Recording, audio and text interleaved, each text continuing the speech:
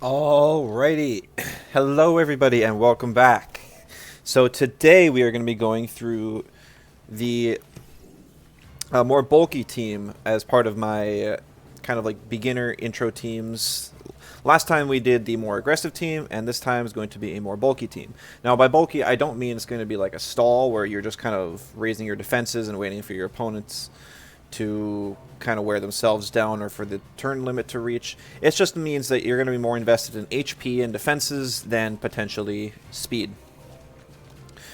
So once again, just to start off, if anyone is interested in getting into Temtem PvP but maybe isn't interested in the grind or anything, just know that you can click here on the competitive tab, go into the S here, and then you'll probably see 3 empty slots here. You can click on any one of those on this button down here, and you can click the import a squad button, and then you can type in the code that is in the top right corner of the screen, and it will automatically bring this exact team into your screen here, and then you'll be able to play the exact team that I'm running on stream today. So feel free to try it out. I built this team to be relatively easy to use for anyone who wants to do it. I will also make a guide for how to play this team in dojo rematches, but this is going to be more for the PvP, but it's fine because overall knowing how to play a team is kind of like the same whether you're playing in PvP, dojo rematches, or Arc Tamers. So as far as what the team looks like, the Wolfie is the same exact one as yesterday on the aggro team, where it's got a decent amount of speed, so you're able to clean some things up with Plague, but you also have some bulk with HP and a little defense. Wolfie really excels at dealing with things where it has type advantage against it, and it's a little lackluster whenever it doesn't, but it's still valuable to have some fast exhausts on the opponent. Volerend, this is the bulky Volerend spread that I'm running. Sorry, I gotta sneeze. But anyways, so there's HP, and then a little bit of defense investment, because this Volerend wants to stay on the field for a long time, and because of its trait, it automatically scales special defense when using a poison move. So it gets a lot of value throughout a match, and Volerend has the best defensive typing in the game. Wolfie is tied for second best with Tyrannak.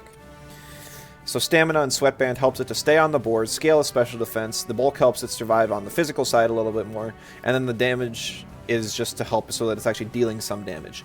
Beef Up helps scale up the damage just in case. Tuvine is just one of my favorite Tems on bulky offense teams, where you're able to invest in HP and special defense just to kind of balance out the lopsided defenses. And Tuvine's able to take a lot of hits and deal back a bunch as well. Speed is to outspeed a base speed Volerend, which actually occurs quite a bit. Volerend is a really common Tem right now due to how strong and consistent it is. And then some stamina, so you don't have to rely on your bait proccing. And then the attack is just whatever's left. I do have Tornado on here, which is a special move. If you're making your own teams, do try to remember that there is a split between physical and special moves. But this is because this is the only priority move that Tuvine gets, and there are times where you will need to use a priority move to finish something off. I'm running the Receptive trait just because I think that's easier to use in general. But I like Determined personally. Alright, so Sandbee is next. Sandbee is one of my favorite mentals to run. It's very bulky, and it hits really hard as well. So I just invest full HP. I reach 204 speed because it allows you to outspeed Psypats.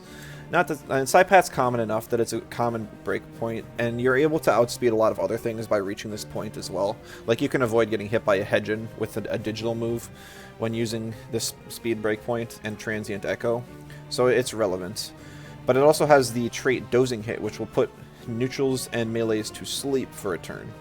So that's really fun. And Head Charge, it can also be used to put others to sleep as well. But you only have one crystal synergy on this team, so that won't come into play very often. But it is something to keep in mind. Next up is Nesla. I run a slower Nesla with more bulk, just because it helps. Even if max speed Nesla just doesn't really outspeed a whole lot, so it just allows you to take a hit and hit back hard due to Nesla's really great offensive typing, and it can still outspeed a number of things thanks to its priority options in Water Blade and Aquatic Whirlwind. Electric Synthesize. Having an immunity in this game is always nice, and being able to heal off it is valuable as well. Hazrat, this is also the same build as yesterday. Hazrat's going to be one of the faster Tems on this team that you can just use to pick up an opponent that's on low health. It's not the best cleaner in the game. A cleaner is what I refer to as finishing off low health opponents that would normally be faster than you. But it's okay here. I do technically like Auhi or even Mudrid more, but those types didn't exactly work on this team. I suppose you could drop Gario and put in Mudrid for the Hazrat slot and replace Gario with something else. So that would be an option if you wanted to edit this team yourself. But I'm going to be running with this today, and we'll see how it feels. Toxic Farewell just gets value even if Hazrat dies, and with 2 waters you have Lava Wave synergy options, and Hazrat's defensive typing is just very good. Everything against Earthsick, everything other than Earthsick you can pretty much deal with, and having offensive capabilities with Heat Up allows it to be an offensive threat as well. Broccolum is arguably one of the better Tems in the game right now, due to gaining strong liver, which makes it immune to one of its weaknesses, and actually healing off of it. You also take poison ticks, just be aware, but it is still relevant even because you can't be beaten down by a Toxic Ink. Every time they would hit you with a second Toxic Ink, you're healing off the poison ticks from the first. So just something to keep in mind. So the build here, Broccolum has a lot of natural bulk, so I actually opt for more special attack, and then less HP, and then just enough stamina for a 3-turn rotation. But there's some options here. You could invest more in HP and less in special attack. I just like to deal damage with my Broccolum. And then there's Gario's spread. So Gario is really known for its trait, which gives it evading. The first 2 turns it's on the field, which is really nice. Makes it so that usually most Plague users can't kill it immediately because Plague is already a fast move, and there's not a whole lot of other turn 1 nature moves. So you're able to usually live at least through turn 1, and then just hit hard with water and earth type moves. You do get walled by both natures and waters, so you do have to watch out for that. And also Volarend, because it resists water and earth. But in general, Gario is just a really great Tem to pick, especially if you don't know what Tem to lead. And I do have enough bulk in here where you can actually live a Plague from a Volphy. So even though you're 4 times weak, Volphy just doesn't have that high of offensive stats, and Gario is very bulky, so you are able to survive. Alright, let's jump into queue and see how they are today. I'm hoping to do another 10 matches with this team, but we'll see. And hello, Commander and Bossy. Good to see you both. I had to do the intro before I could say hi. So I didn't have an Luma Oshiara. Got 5 1 in 20 Oshiara. Did you want them? I don't run Oshiara very often. I debated on actually doing an Oshiara Radar instead of Garunder. The thing is, Oshiara doesn't do anything interesting. It's very strong, Tem. It's very, like, uninteresting. The one strategy I ever thought of doing with Oshiara was a Refreshing Breeze strat, because for some reason it gets the move, and it's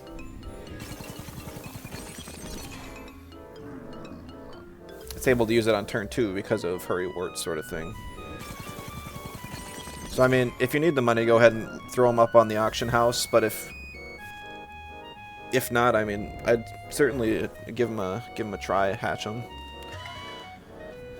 I guess another thing is, Oshiara is one of those Tems that has a much better Umbra than it does Luma. I'd say Valar is in the same boat.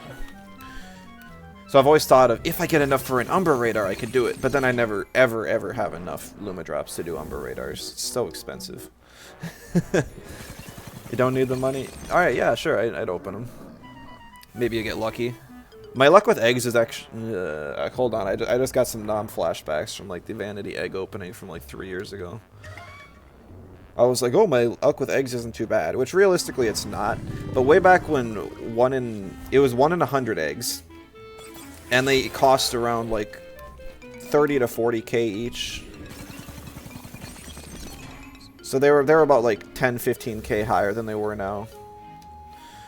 I bought 100 of them over the course of, like, 6 months for an egg opening that Vanity was hosting at the time, because they were kind of known as, like, the rich club. And despite not being in Vanity at the time, I was friends with them. And I had watched their egg opening the year before, and I was like, man, that'd be so cool. Either way, long story short, I opened up 100 eggs and only got one singular Luma out of it.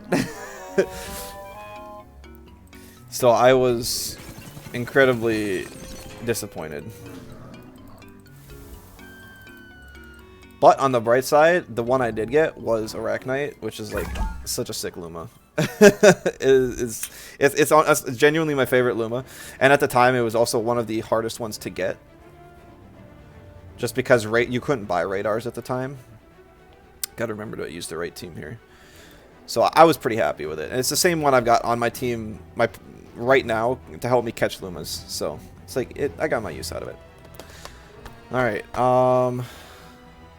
Redid the team raid against you yesterday. Sleep deprived. Main reason the team was a little funky. Oh, gotcha. Maybe we'll face off again soon. All right, so Volfi got banned. Volfi was pretty good with like being able to hit like 5 things for super effective on this team.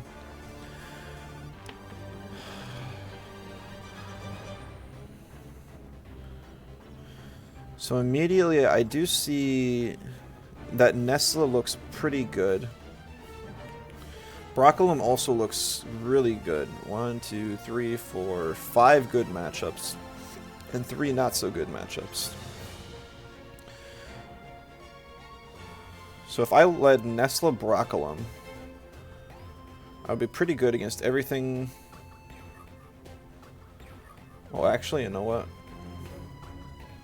Let's knock out Kapire, and then let's lead like Tuvine Broccolum. Because Tuvine just runs through this team. One of the only things that it can't kill is Barnshee. But Tuvine is bulky enough to live anything and kill Barnshee at the same time. It's going to be so weird like playing Broccolum and knowing I'm not weak to Toxic. So they just recently added Strong Liver as a trait to Broccolum. It was literally in the most recent patch. Or like sub-patch. And I played Broccolum a lot in the past. Like a lot. So it's very new to me yet, so it takes some time to get used to. Meet you in the stews, can have them for free. Don't need the Luma either, got 2 Luma OCR. Dang, that's awesome. I really appreciate that. I'll try and catch you after this battle. I'll try and remember not to start another.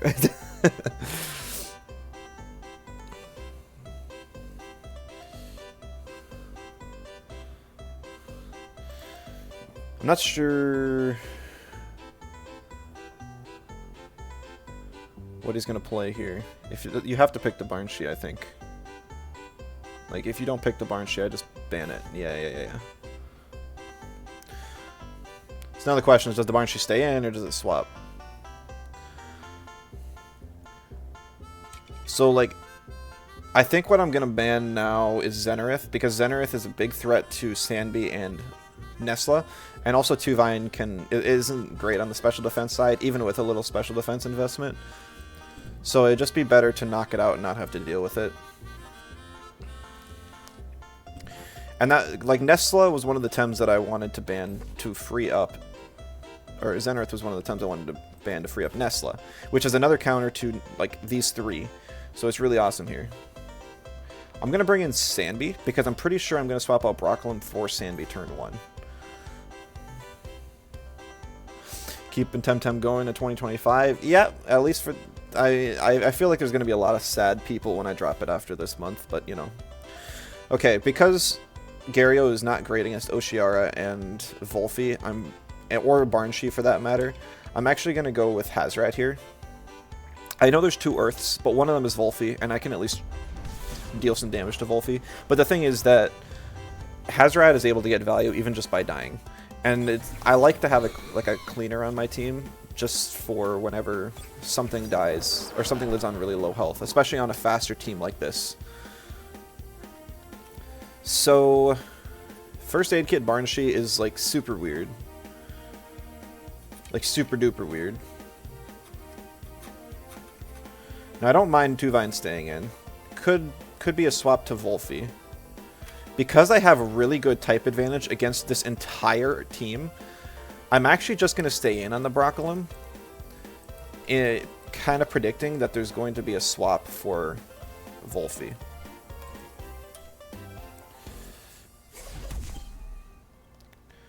Looks like he didn't take the bait. He's just going to go for the green circle attacks. Broccolum takes that very well. As long as the Banshee dies here, which it does, then we're in good shape. So I could have played that. I could have absolutely played that safer and swapped out the Broccolum. If they had swapped out the Banshee for Volphy, they would have won that turn because Seismunch would have gotten the uppercut on Tuvine, and my CP Crystal Plume would have done like nothing to Volphy.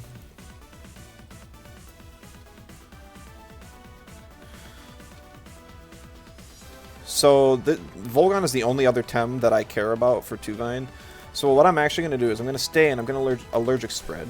And I'm going to use Crystal Plume Galing. So I know the uppercut won't kill me. So he'll have to kill me with Volgon. But if he does that, he's not dealing damage to Broccolum, which was my thought. Which is okay to me. Because then I get to kill Seismunch with the Allergic Spread and deal a little bit of chip to Volgon as well. Awesome.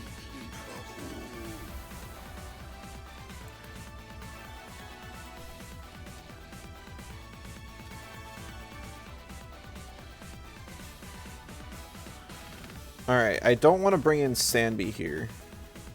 I'm going to bring in Hazrat. Because Volphy doesn't have a turn 1 Earth move. So between using a Soul Shout from Broccolum onto the Volphy and whatever Hazrat uses, I should be able to kill the Volphy. And without Volphy, then I can win with Nesla because neither Oshiara or Volgon can touch Nesla at all. I could go for the Inner Spirit on Volphy, but I don't want to overexert on Broccolum if I don't have to. So he did fake me out there and he's getting a swap to Oshiara. I should have clicked Wastewater just to predict the possibility of that happening. That would have been smarter, but this is fine because there's still very low possibility that he's able to win here. See a T-Strike on the Broccolum. Not doing too much. The Volgon's going to run out of stamina real quick here, so I'm not afraid of it. I'm going to save Broccolum though, and this is the board I want to bring in Nesla. What I'm actually going to do here is I'm going to use Lava Wave on the Volgon, because I'm not afraid of the Oshiara. If the Oshiara kills me, that's fine, but either way I'll have Nesla available, and if I were to kill the Oshiara right now, they would be able to bring in Volphy, which Volphy is what I want to avoid on being on the same board as my Nesla.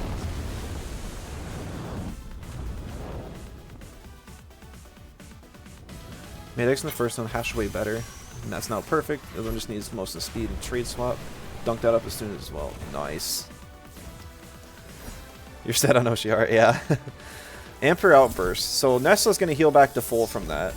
Hazrat barely survives.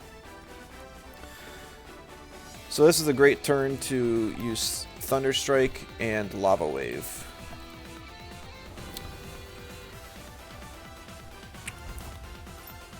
So I'll get some chip damage on the Volphy.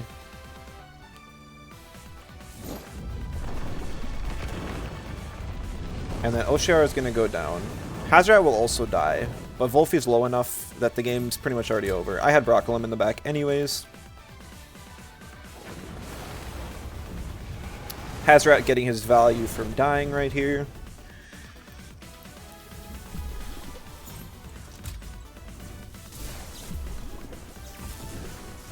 There goes the Oshiara. If I knew for sure that the Volphy was going to swap, I could have attacked that as well, but I wasn't certain that it was going to. I thought maybe that it would be the Oshiara that swaps instead. Though, either way, it wouldn't have really mattered.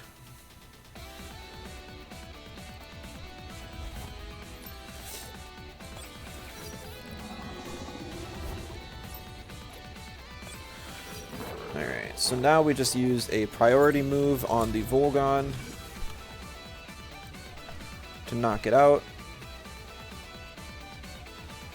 And then we throw a Soul Shout just in case for some reason it doesn't kill here.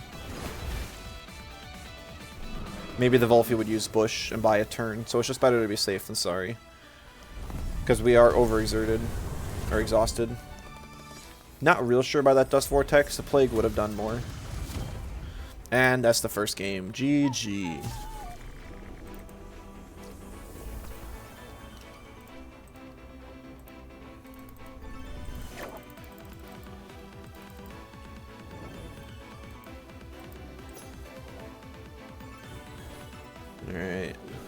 Brock Stonks. It do be Brock Stonks.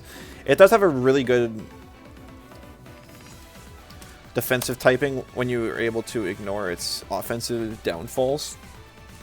Or it's like, it's got 4, it used to have 4 weaknesses.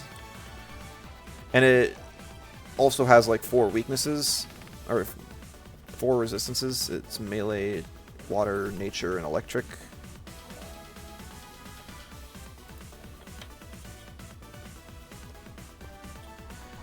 Thanks again, Bossy. Let's hope we get a hatch here. Oh shoot, I have to actually go and pick those up. Darn, I should have had my party open.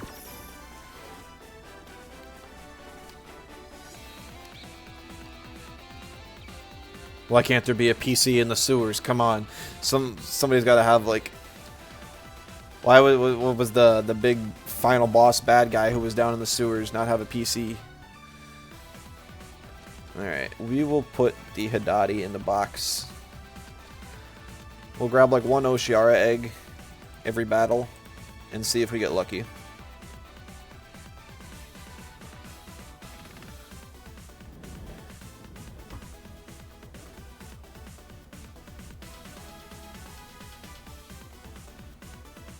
Okay, maybe we'll grab a couple. It's going to take like a whole bunch of time going back and forth. Alright, we'll put the Umbra Pookies away. I feel like it's getting risky. Our luck might drop if we do. Pookie, of course, is my good luck charm. Maybe if these first 3 don't hatch, I switch to like the Piranha mount instead. Maybe Piranha's got some better luck in store. It's like I'm so used to using the Pookie mount, sometimes I forget that like I got a Piranha one too. Cause like Pookie's the only lion that got its full evolution line as mounts, right? Peep the stats on the meds. You're right, I should have. Let me see if I can do that after this battle.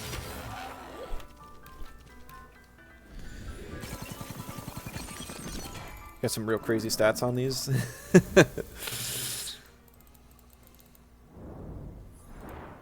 Oh my goodness. That's nuts. With an egg move to boot. Yeah, that's crazy. Even like a worst case scenario, that's still like, what is it, 20 hotfixes? Just a little bit more in worst case, but it's never going to be like worst case. Because I think it's like 20, 40, 40, right? Or it's a 20% chance of getting the lowest roll, 40 for the middle, and 40 for the high roll. And then it's like 40, 60 for the ones with 2. I forget. It's been so long.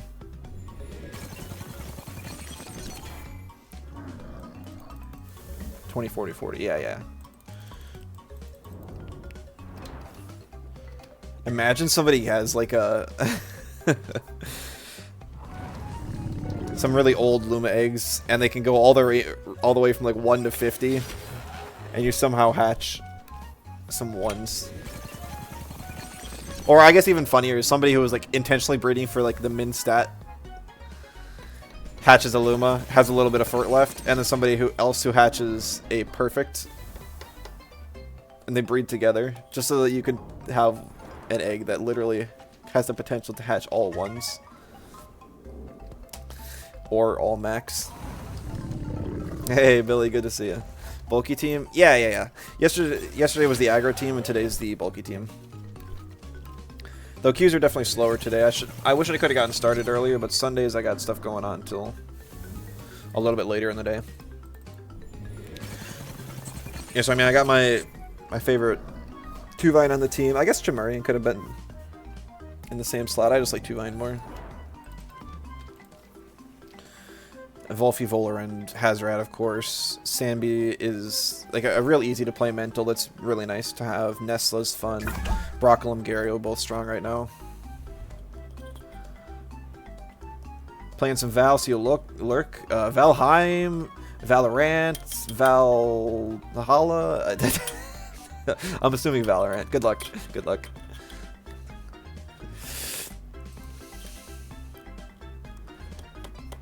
Facing Igloo. Alright. So I see stuff like Osakai and Volfi and even like the Volarend and Brocklum's pretty good against all of those.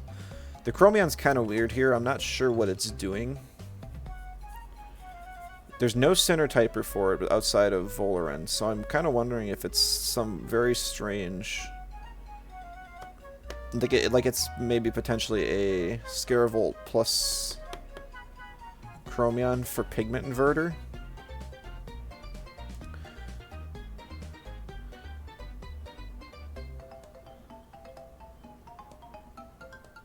I think what I'm going to do here is I'm actually going to ban the Volfi. So I'm assuming Broccolum gets banned because it has so much value against like 5 members of this team that I believe Broccolum is going to be the best ban here. So because Volfi poses the biggest problem for me, if Broccolum gets banned, I'm banning Volfi. In which we do see the Broccolum ban. So now I'm able to pick Gario pretty free, but I don't want to bring Gario in to start. What I want to bring in first is going to be Tuvine.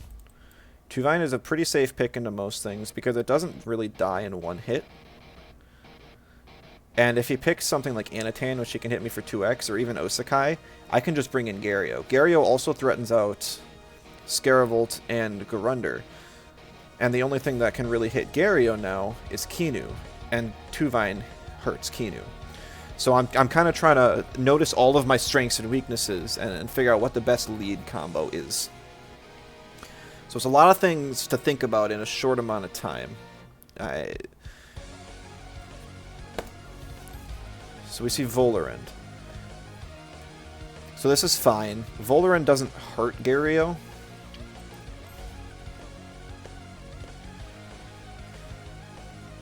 Because even though Gario can't hit it, it's not going to do anything to it. And Tuvine can't... Or Volarend's not doing any damage to Tuvine. So the plan now is to ban the Chromion, just because that's the only thing that can eat a Soil Steam and a Crystal Plume Gatling in the Anatan slot. You see the Nestle ban? Makes sense. Nestle was one of the other Tems I wanted to bring here. But there's still kind of a bad like Volfi weakness with these 3 plus Anatan. So I feel like his entire game is hinging on the Kinu. So we're going to bring the Volfi. Because once again, just type chart reasons, it's very good. Even though Osakai is a melee type, it doesn't have a good melee move until turn 3 if it's Sensei, which is like what you're going to see most of the time. And if it's running a physical set...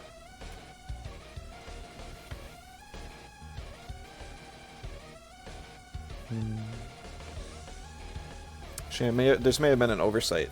This might actually be a stall team. Like a really, really unusual stall team. And I didn't realize that until now. I was thinking that everything would be offensive, but there's a lot of things that are actually very defensive in nature. Osakai has a defensive trait called Body Stretch, in which it uses physical moves, so it could actually have a turn 1 melee move that would hurt. But either way, Volfi can outspeed with Plague, so I'm not super worried. I am going to bring Hazrat now, realizing that I might need Heat Up scaling, just to break through the opponents in the endgame. And I'm going to bring Sanbi as something that can deal with Osakai, and also just for some sleep control against these slower Tems like Anatan, Scaravolt, and potentially Garunder.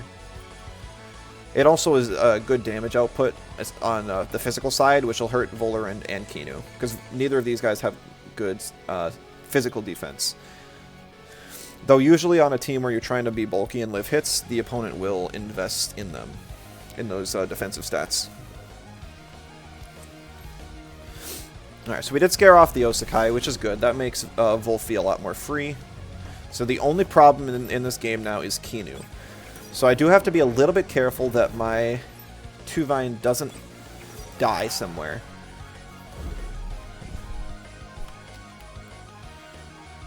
But there's really nothing that can hit it too hard except Scaravolt. Because Anatan dies before it gets to move. So because Anatan... I'm so confident that I'm able to kill Anatan here, I think it's going to swap. and the only thing it can swap to is Kinu. So I'm going to actually use Crystal Plume Galing on the Anatan, because the Volorant isn't a threat. Even if the Anatan stays in, it will die before it moves, and then it's like something dies. Like basically, as long as I use these two moves on this right slot constantly, something will die every turn. I think, except Kinu. Kinu won't die, but as soon as he loses Kinu, the game's over. Now, that's crazy. We almost saw it live. Now, something very interesting here is this Volorant actually used Wind Burst. So it's probably an aerobic Volorant, not an anaerobic. Meaning it's probably offensive in nature and not very defensive. It still can't do a whole lot to me, but it is something to watch out for now. That, or this is just a newer player that isn't aware of what Volorants are supposed to build. Because it didn't scale with speed. It hit my evasion. It hit the evasion, so it wouldn't have gotten speed regardless. I'm using Rockfall here, because I think there's a good chance Volorant swaps to either Scaravolt or Garunder, and Kinu uses Lifeful Sap. That's not what happens, but it was better to be safe than sorry. Gario wasn't doing a lot of damage at all this turn anyways. I just wanted it to cover for a potential swap. So he is losing a lot of health on the Kinu here. Not something that I would have recommended, but it works out in my favor, so I'm okay with it. Because of the bait, the Kinu can't use...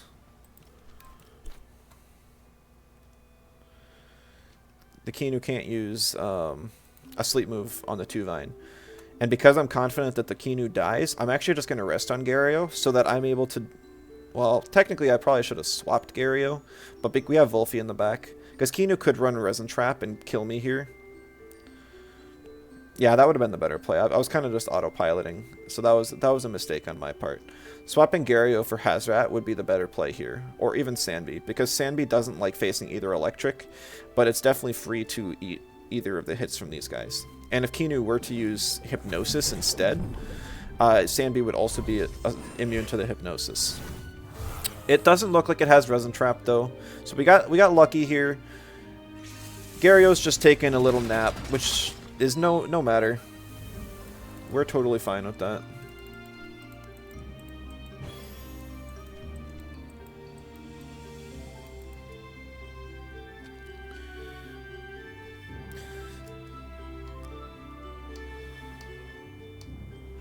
So Volorant's kind of still being a nuisance. It just used Virulent Gust and it did not gain a special defense, so it is an aerobic Volorant.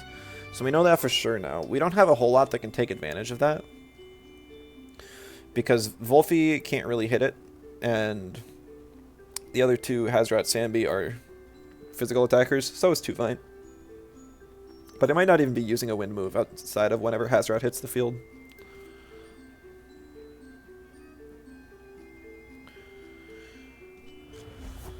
Okay.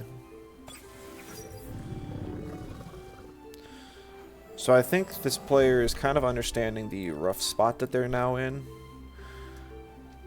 I'll just click Rockfall on the off chance that they do attack the Gario.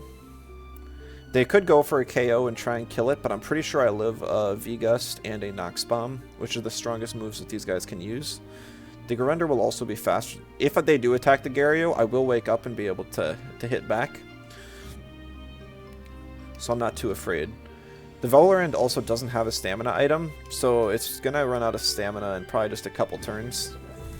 Looks like they are going to ignore the Gario, though, and just go for Tuvine instead, which I think is an understandable play for sure.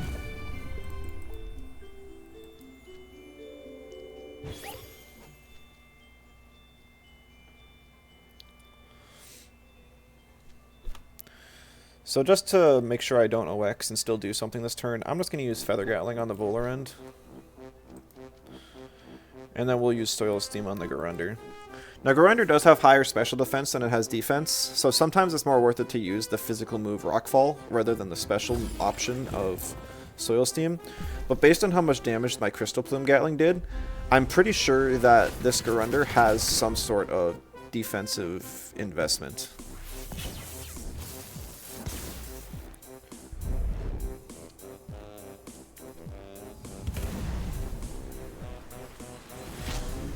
So the grinder does go down.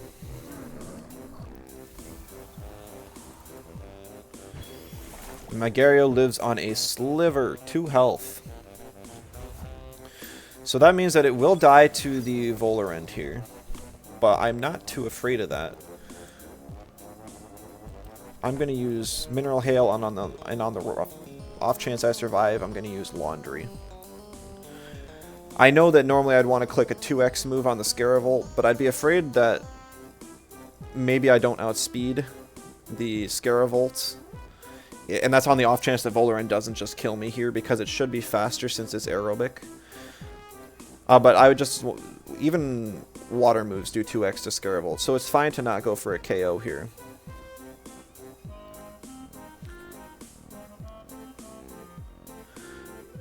Because right now the situation is either Volerend OXs to attack Gario and kill it, which is what we see, and then Volerend dies from the overexertion plus the Mineral Hail, and it's only Scaravolt versus the world. Or the Volerend rests, and I kill, and I get Scaravolt low enough that it doesn't matter. So either way, I think this is just an issue with the team that they were running. It has a lot of similar weaknesses and not a lot of ways to deal with those weaknesses. So Nutrition Bar heals it back a little bit, but all we gotta do now is wait for the Dust Vortex to be available on Volphy. So I'm actually just gonna rest, or just double rest, because this thing's dead as soon as I click Dust Vortex. There's no reason to use Plague. I mean, normally you should be, don't get overconfident and use attacks, especially when you got 2 Tems with full stamina.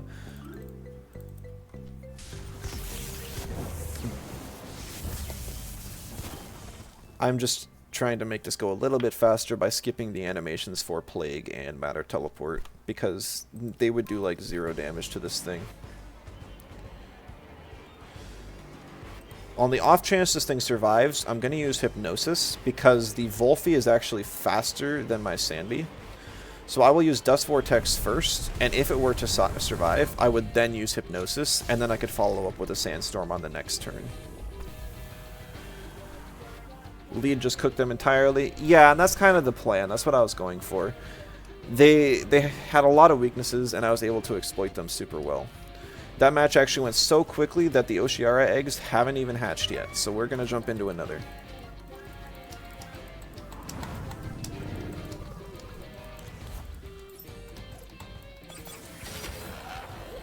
Nice. Quick match. Awesome. Love those. Alright, I've played this match, or this team so much yesterday, I gotta remember. Ortigan, alrighty. Alright, so this is a faster paced team, but he's also got a lot of burn support with things like Hazoret and Drakash. I guess not a lot, but it's there. He's got his own Broccolum. I do have Hazoret and Sandy, both of which counter it, but everything else loses to it, so I'm kind of debating on banning it.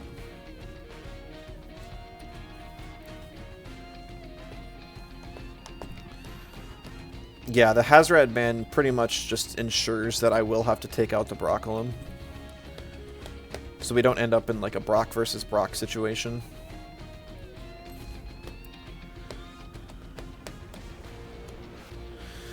Okay, so I'm going to pick Tuvine here.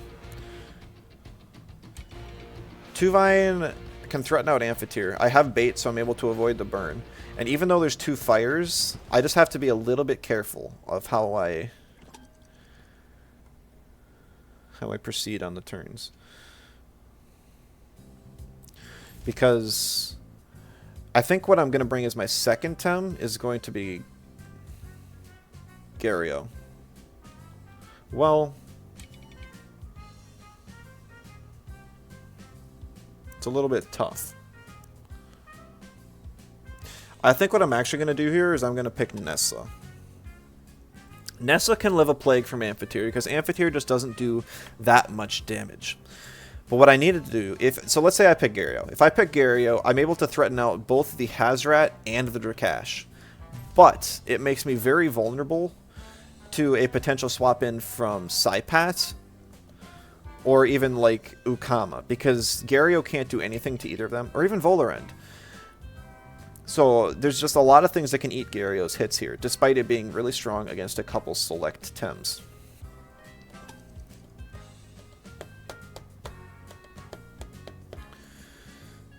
So my Electric is picked, so that means, and I'm probably going to have to sack it turn 1.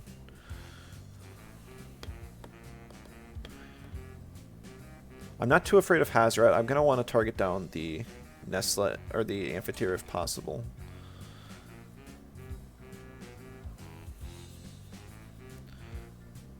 Basically, I just want to drop the Drakash. I guess if I ban Drakash here, and he doesn't ban Broccolum, I can just beat down the Hazrat turn 1, and then Broccolum can just kind of win the game, because it beats all 4 of these and Amphitheater.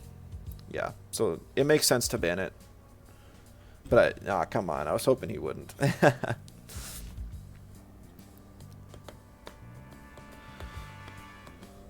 So I'm going to pick both Sanby and Volphy. Volphy is good against, like, Ukama and sort of Saipat. It kind of goes even with Saipat, because it can't kill Saipat in 1 hit, but it's able to get a Plague off, and before Saipat can get off its turn 1 water move, and it doesn't have a melee move turn 1. Sanby is a much better counter to Saipat, so that's what I'm hoping to bring in to deal with it. But it's also good for picking on Volarend.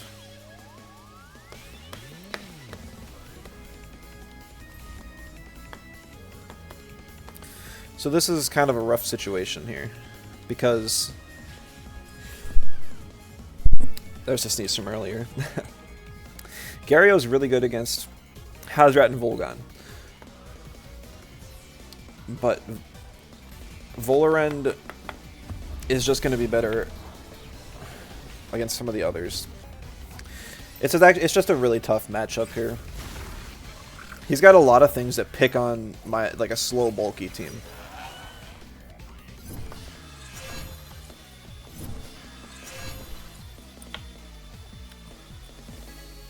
Nestla would be great to keep around for Saipat, Volgan, and even sort of Volarend. But if I do that, I'm not going to have a great time dealing with the Hazrat. And I believe that this is actually a bulky Hazrat.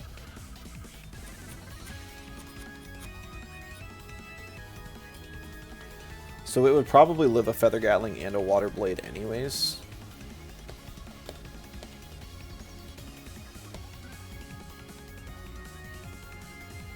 So what I'm actually going to do here,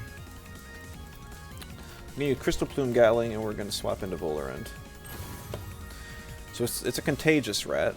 Oh, we actually see the swap on the Amphitheater.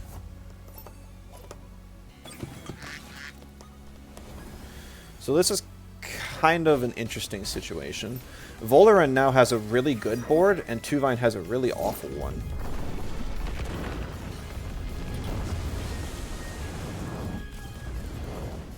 Volarend can take another one, or Tuvine can take another one. Or Volarend has a good board, Tuvine has not. Yeah. Tuvine can take another Lava Wave, but because of the...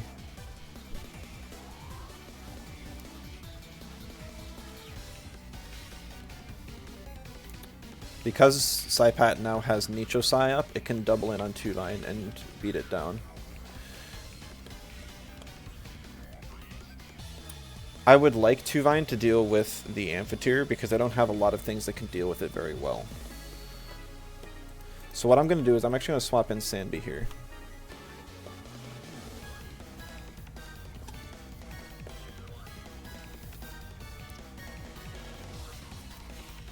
And we're just going to use Nox Bomb on the Saipat and hope that it kills. Ah, because of the Seize from the Lava Wave, we didn't get our bait proc, and we will take that Poison Tick. That's actually very unfortunate, but we couldn't avoid it. See a Nito Seiho on the Volarend, so it looks like he was actually predicting the Tuvine swap. Oh no, he was covering for it regardless. And had just used Burn anyways. He wanted to keep his Nicho Sai, but it's going to bite him in the butt, so he will go down to that, and I do get a special defense up. However, this is now a really good board for his Volorend, or a Volgan, which is unfortunate for me.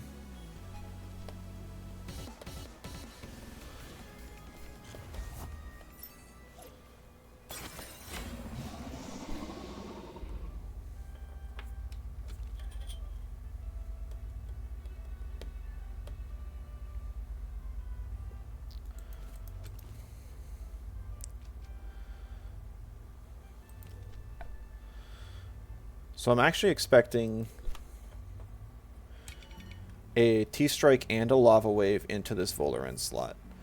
And because of that, I'm going to swap in my Nesla. I'm immune to the Contagious, so he's not getting a lot of Contagious value on me here.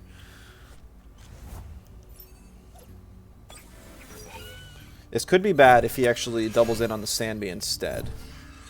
But Sandby doesn't do much of anything, so...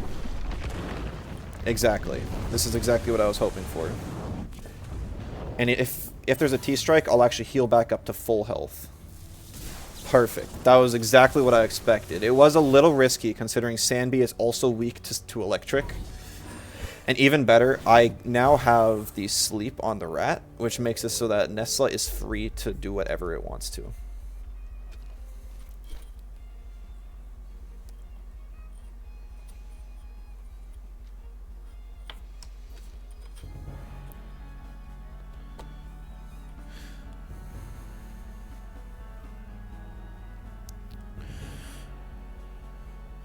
I have a few options left for Volgan, and it doesn't have a lot of stamina in general. So I'm actually going to let Sandby take the hit here, and I'm going to go for a Matter Teleport and a Thunder Strike into the Rat slot. Oh, he wakes himself up. That's really surprising. I am a bulkier Nesla, like I've said before, so I take that super well. It doesn't do much of anything to me here. And between the chip damage he just dealt to himself, I want to say that the Rat's going to die. And the more important thing there is that my Sandby doesn't take any damage. Based on how much damage the Hazrat took there from my T-Strike, I actually think it would have lived if he didn't hit himself.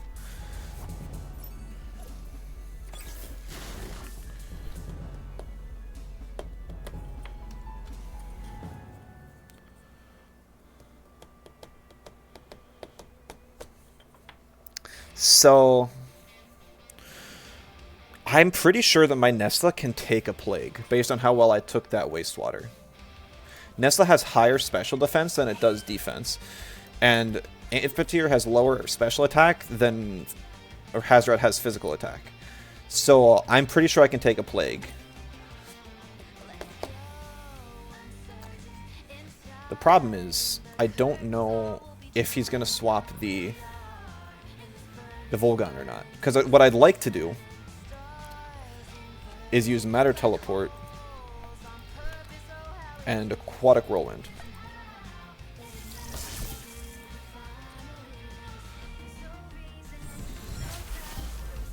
Ah, see, we do live. Very close, but we're alive. We got an Aquatic Whirlwind. And here's the Matter Teleport. This will be real close. But it does go down.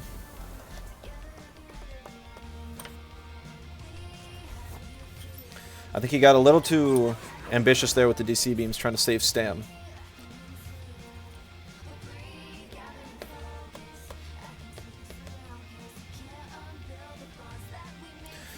So I'm actually going to save Nesla right now, just on the off chance that this is a slower Volorend.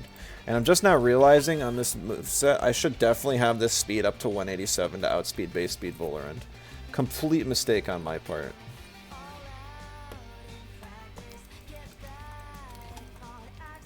Alright, so I'm going to actually swap in Volphy for the Sandby slot, predicting a possible electric move, and Nesla for, or Volorend for the Nesla slot. Hey, Nerms, good to see ya. Cooking out here? Yeah, I'm using some more meta teams to try and show new players what they can run.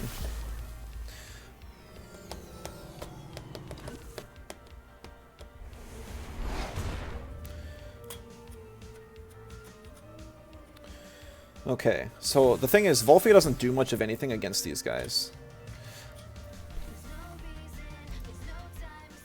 I don't have to worry about Isolate. It would be some decent chip damage on the Volar end, but I'm actually just going to Dust Vortex and Noxious Bomb onto the Amphitheater.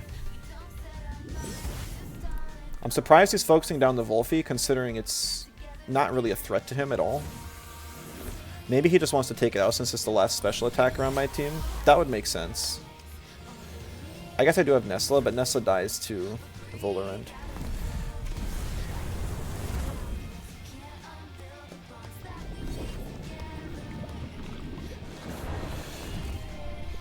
Ooh, it barely survives. Because it survived on just a little bit of health, I'm going to attempt to use Plague on it, and then I will cover with a Toxic Plume. I think there's a good chance we just see a Bright Beam here. Wolfie does go down.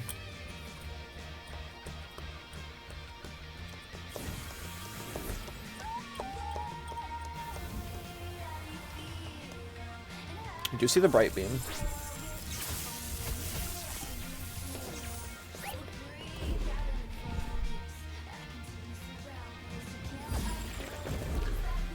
We deal like 11% while we're trying to finish off the Amphitheater, and we get the special defense raise, so that's still worth it. It does get the relaxed boost, which is kind of annoying. I want to end up with Tuvine versus Volarend in the end. That would be optimal. So I'm going to bring in Sanby here, because I don't want Tuvine to have to take any more damage than it has to. So I'm going to use Transient Echo just to try and finish off the Amphitheater, and I'm going to use Noxious Bomb. So it's a double threat. They'd have to kill both of my Temps here, and there's just no damage to do so. Ooh, it was a good try. I know Amphitheater does get Electric Storm now. It looks like the Amphitheater is going to OX anyways. It's just kind of a final goodbye. Oh no, it barely had enough stamina. Really good stamina rotation on that thing then. Alright, well, the Amphitheater goes down. And now it's a no stamina Volarend against the world. This is why I recommend running Sweatband on all Volarends, because it does stay on the field a long time, and it also runs out of stamina really, really quick. And that is going to be the game. GG.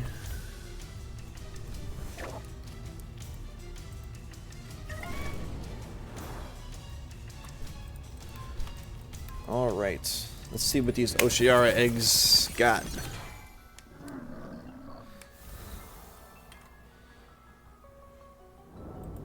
I'm gonna give myself a Luma luck here. Alright, nothing here. It's okay, we got some others. Getting all the Luma luck. Man, look at that roll. That's insane.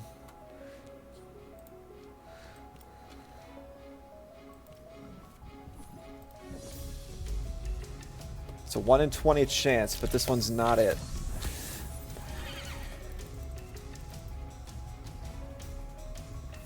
Man, this is even better than the last one. Crazy. Alright, last one of these three. Oh, still nothing. Only Spadef could have rolled better. I know, we literally got the perfect one last time. Imagine Umbra. That would be even crazier. Even this roll is still really good. A little bit unfortunate on the special attack, because that one is kind of like the biggest difference. But it's not Luma anyways, so it's A-okay.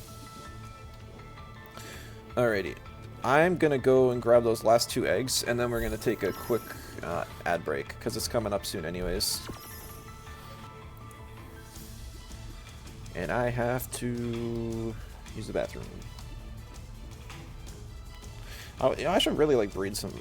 I'm not gonna breed, but if anyone does enjoy breeding, it would be a good time to breed some Volfies and Volarends and stuff, and throw them on the auction house, because they're just very good Tems that a lot of people want to be using right now. Alright, so we will be right back.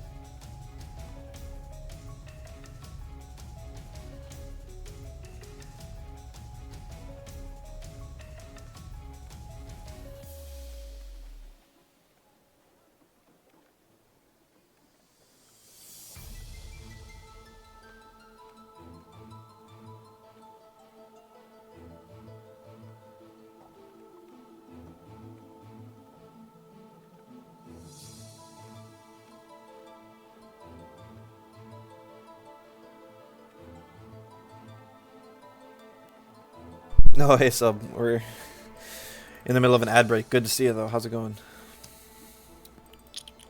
You know, if you're interested in getting into PvP here, it's kind of what I've been putting out a whole bunch of guides. This stream is dedicated towards teaching new players how to use a bulky variant PvP team. So I got a free code up in the top if you wanted to download and try it. Of course, no pressure. I'm not even. Are you even finished with Temtem? I know you've been playing a lot of Baldur's Gate 3 with your wife and such. Oh, right back to sewers. Oh, and then we're gonna switch mounts. Customize mount to Piranhans. Big boy.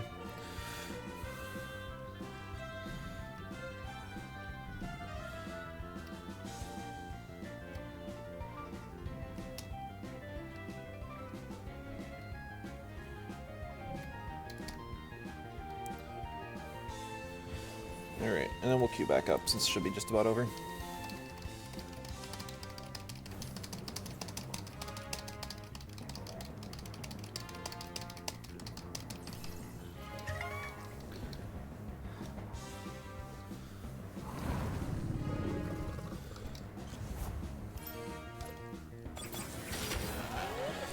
You know, when I was thinking yesterday, after I went 9-1 with the aggro team, that, man, now I'm kind of worried. Is the bulky team going to be any good? Am I going to be able to do this well with this team? Well, 3-0 is a good start. I don't know if it'll stay that whole way. So one of the things the bulky offense typically struggles with is stall. Because there's not a whole lot of... Because normally you're sacrificing a bit more HP than usual, and sometimes you're still investing speed, and you're usually choosing to take out of your offensive stats. So if I face stall, I might be cooked. Yeah, we're up against Pedro again. So let's see what he's got today.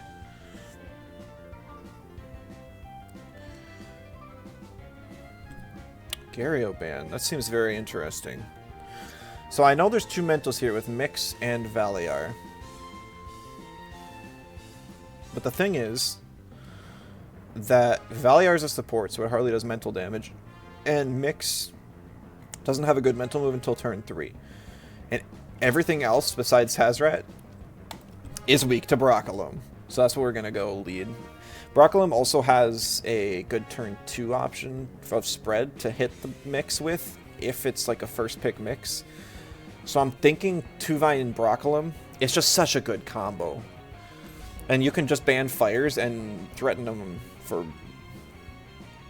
And you can threaten both. This actually makes me kind of want to do Broccolum Volphy instead, which is another good combo. I've got Sandstorm on Volphy, which can also hit mix. So I've got like multiple spread options on this team. Electric Storm Nesla, Mineral Hail, Tuvine. Even in worst case scenario, you got Toxic Plume, Volerend, Rock Slide, or... Why can't I think of the Temtem? It's Rockfall? I don't know why the dots aren't connecting. Either way, the spread and Earth move. We see the Valiar here. Okay. So, Valiar is just a complete and utter nuisance. I hate the thing with a burning passion. Mix is also super annoying, and because it scales with refresh, I just don't want to deal with it. Volerend's valuable here. Tuvine's going to be good to take out Valiar because it's able to avoid the sleep shenanigans with its bait, and also hit it for 2x with whatever.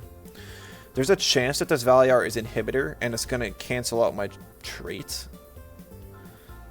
It's not the common trait being run on Valiar, but it could be running it. Unless you use Valiar yourself, it's the greatest town alive. What? Oh, no. I love Valiar. I've used it plenty of times before. I know it's good. I think it's in general, like, it's not offensively good.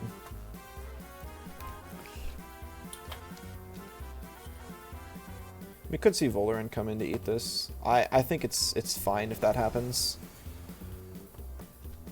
Yeah. We'll see what the Valiar does. Okay. Yeah, that's fine. Been coast fishing since you started streaming, and you just found it. That's awesome, congrats. The 5 out of 5, I'm guessing, not just the 4 out of 5. Woo! Whoa, that did a lot of damage. I could actually kill Volerend here.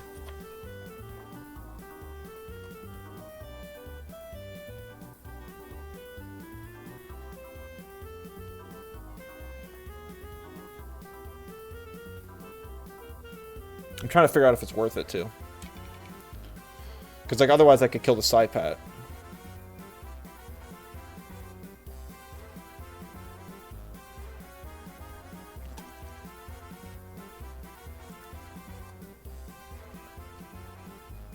I'm going to kill the Volerend, just because it can use wind moves on Broccolum, and it's also one of the only things that walls Volphy here. Well, if I do, I'm going to have to take a hit on Broccolum, though.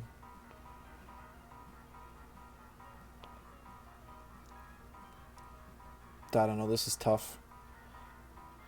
I feel like I'm in a really good position regardless of dealing with everything. I do want to keep Broccolum alive and healthy to deal with Mudrid, though. So I think I'm going to swap out Broccolum.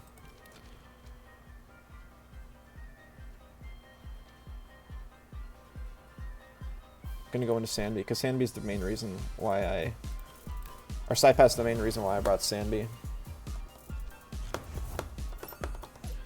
Okay. So I feel he's swapping a lot, which is he's avoiding the large amounts of damage that I want to deal to him, but I'm still chipping him down, so this is okay. Valiar cannot swap this turn. Handcuffs value.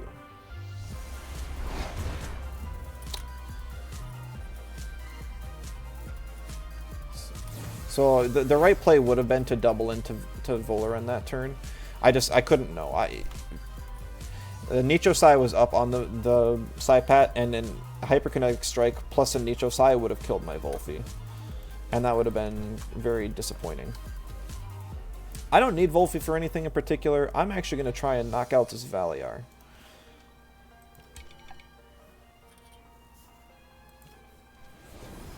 The Volerend swaps, so Volphy gets to live.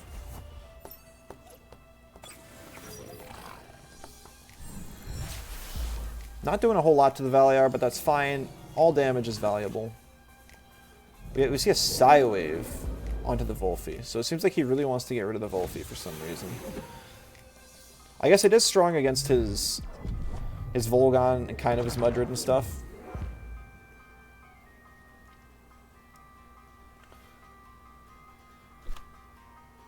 Because I don't think a Transient Echo is going to kill, I'm actually just going to use Matter Teleport again.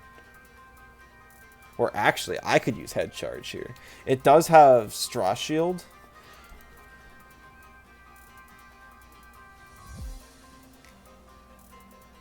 You know what? We're going to use Head Charge, and we're going to use Sandstorm. Team Elusive lets me avoid the damage on Volphy. I don't know what Valiar is going to do. It's probably going to either Bamboozle. It does Bamboozle. So this is why I use Sandstorm. I'm able to probably kill the Valiar. No, it just hangs on 1 health. No! But either way, I do get a lot of damage onto the Mudrid, which... Okay, it's not that much damage. Either way, its Straw Shield is down, so I can kill it with Broccolum or whatever else now. And then I will try and use Transient Echo to finish off the Valiar, but it's kind of unlikely. I'm just going to rest on Volphy. Volphy's not in danger on this board. Ooh, bring in the Psypat. Is this going to be Crystal Dust? No. But because of this... No, it didn't even have Psywave. It had the Dispersion from last turn, which allowed it to do stuff. Alright, so now we bring in Broccolum. We do have Allergic Spread out. So that's what we're going to click here.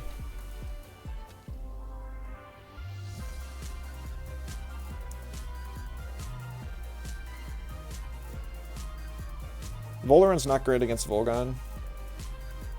Volphy is usable against it, so we're actually going to swap in Volarant here to eat the hits this turn. Yeah, 5 out of 5. Nice. Hope it didn't take you too long. Even an hour isn't great, but could be worse. Ladder's not dead yet. No, there's a whole bunch of new players that have been playing lately, so it's got a second wind. It's good to see it, Koonders. Yeah, there's a lot of the old players are gone, but a lot of them have like caught my streams. I've been doing a whole bunch of streams this month, and some people are coming back.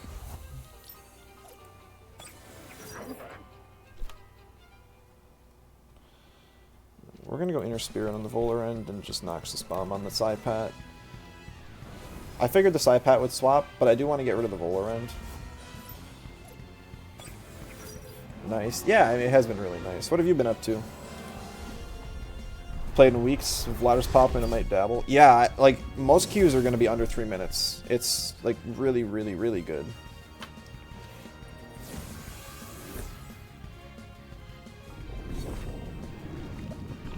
The Hyperkinetic Strike did a lot more damage than I thought it would. I guess I missed that it was Hand Fan. I definitely should have taken out the Volarend on the second turn.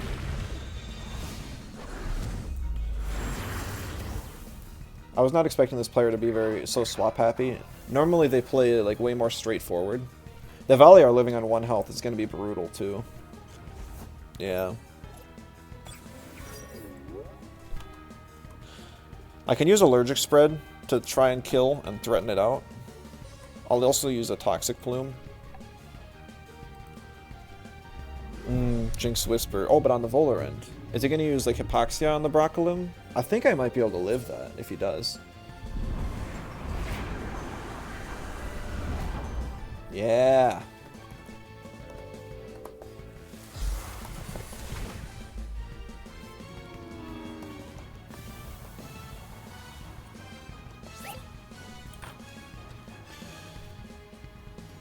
All right.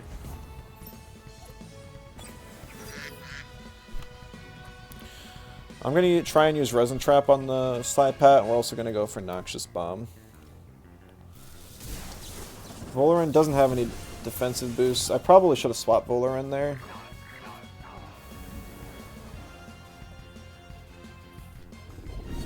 Does use Noxious Bomb here. So it is a little unfortunate.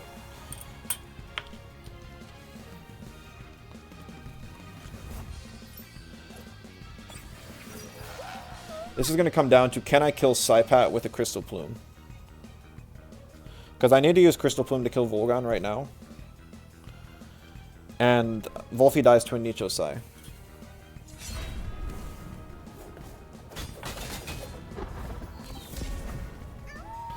Yeah, that extra turn he was able to buy with Valayar is really crucial.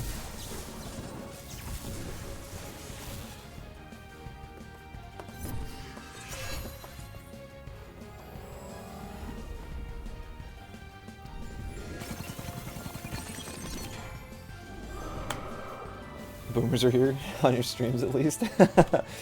Smelly Argon here too. It looks like he's hanging out. He was here yesterday as well. Alright, so the highest damage option I can click is Crystal Plume Gowling. He does have Nito. I can live. Saipat's pretty bulky. I don't think this kills, but I just have to hope that it does. Yeah. Unfortunate. Well played.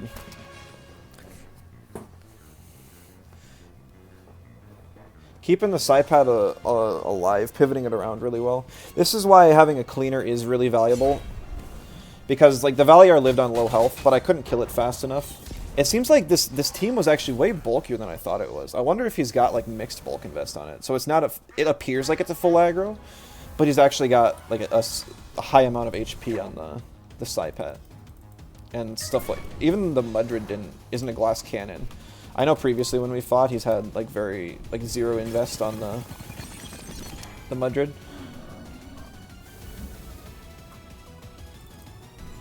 So that is a loss. I think that one was definitely winnable.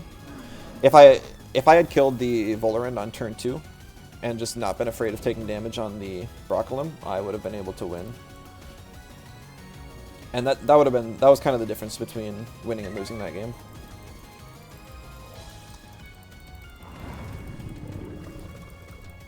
But it was also risky because had he chose to double in the Wolfie, I still would have been in rough shape. Because I don't think Wolfie could live in Nicho Sai and a Hyperkinetic. Not from a hand fan Volorend. Alright, now we're up against J-Hood.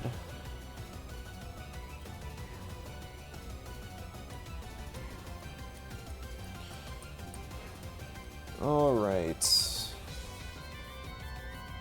So I see another Broccolum. Might have to end up banning that. Kind of want to ban Gallios though. Gallios can really punish slow teams. See a Hazrat ban. Yeah, I gotta ban Broccolum then. Hitting a fast time down to 1 HP. All that work for nothing. Yeah, it really is painful when that happens. Especially with a slow team like this. And it had Fat Burner, so my Sandbee with Transient couldn't outspeed and kill. If I had a bit more speed on the Sandbee, I could. But I didn't. I also kind of did like the risky play of using Head Charge on the Mudrid earlier. I probably didn't need to do that. If I just used Transient into Dust Vortex, it probably would have killed.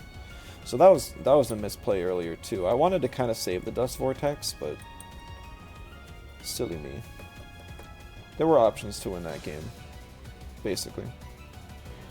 So because Grandpa exists, I can't pick Volorend for free because it would basically do 2x damage to Volorend.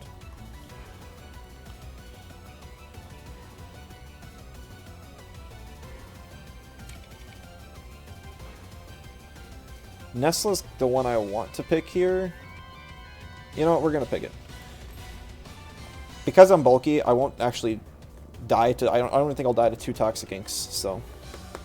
Shouldn't be bad. I can threaten out the Grandpa this way. And if he picks anything other than Grandpa, then Tuvine's not in danger, and I can just beat down the Nidorcell. You know, cook a team less inspired. Not playing Wolfie Volitems in 2025. Somebody didn't read the title of the stream. Not though most of you guys don't. This is supposed to be an educational stream. I'm purposely running a team that is designed for new players to run so that they can hop into PvP. It's just meant to be a very simple, easy to pilot team, fairly straightforward, click super effective moves and such. So it is a bit far from what I normally run. Hey Marco, good to see ya. Horrible matchup for you. Oh man, I just faced him. He was actually our first loss of the day, so good luck. Good luck.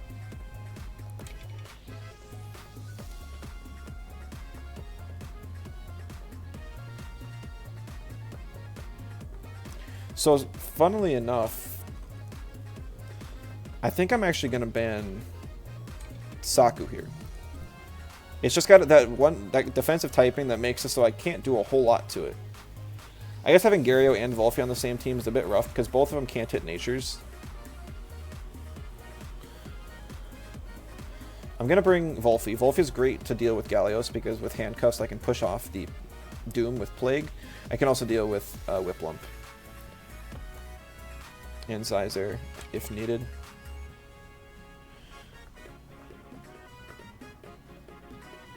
I'm going to bring Volerend. It's pretty much good against everything. Again, it's bad against both of these, so it's maybe not the best pick. But Gario's bad against Whiplump and Nidrasil, so it's like I had to pick one Tem that was weak to two things. I'm going to pick Sanby as the last slot. Maybe I could have picked Sanby first instead of Volerend. And then if Whiplump wasn't picked, then I would definitely go... Or if Whiplump was picked, I'd go Volerend, and if it wasn't, then I'd go Gario. That would have been an option. Because Volerend deals with Whiplump really well, and Gario doesn't at all. But he still picked it anyways, so it didn't matter. So it's a Drill Nidrasil, which is kind of weird. It makes me a little bit scared that it's actually going to be an offensively invested Nidrasil. It might pair with the 2-wire as like a Tri-Phytologist to apply 2 statuses and push off. So it might be like a Zyzer...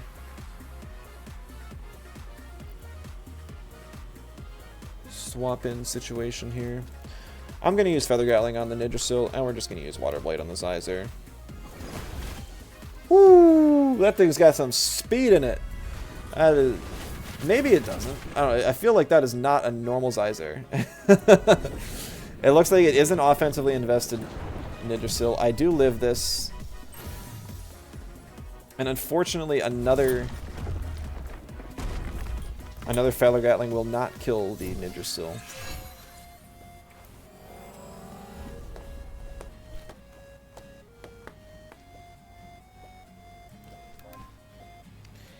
I'm kind of assuming this Nidrasil has some speed investment in it. Otherwise, I would click Electric Storm, because that would kill the Nidrasil, and it would also kill, like, break the Straw Shield of the incoming Whiplump. But I'm just going to use Aquatic Whirlwind. I think it could be a Piercing Wheel coming out of the Zyzer as well, because I feel like it definitely has some speed investment. And it might outspeed my Nestla even using Aquatic Whirlwind. But either way, I don't want the Zyzer to get a second hit off because the Stone Ball already did like a half of my Tuvine's health, and Tuvine has crazy high defense, so that's a load of damage. Being able to avoid any more would be great. It does suck a little bit to lose Nestla when there's a Grandpa Whiplump in the back. But like I said, I got Volfi to deal with Whiplump, and Sanby's really great at beating down neutral matchups.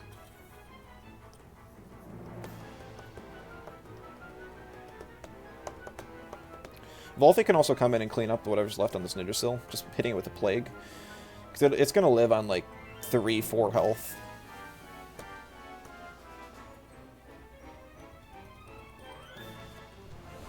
Ooh, it swaps.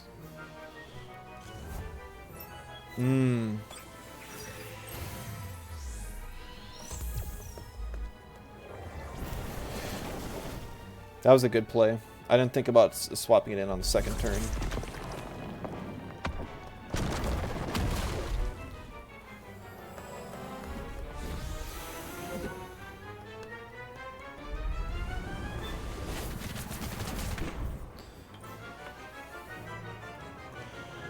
Now the question is, does the Zyzer have, or does the 2-wire have speed investment? And who does he target? Because I now have 2 options. I can either Water Blade into Mineral Hail and kill both, or I can Electric Storm and kill both. It depends on who he hits. I'm going to kind of gamble that he's going to hit the Nestla. Or swap. Nothing wants to eat a Mineral Hail though, so I think it would be better for him if he does attack the Tuvine.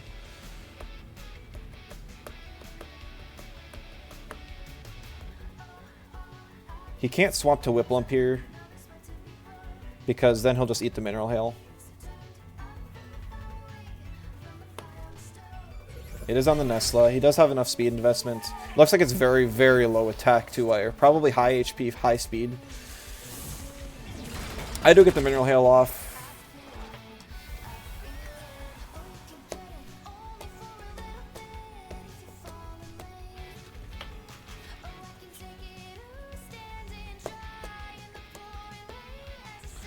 I'm going to bring in Volphy here.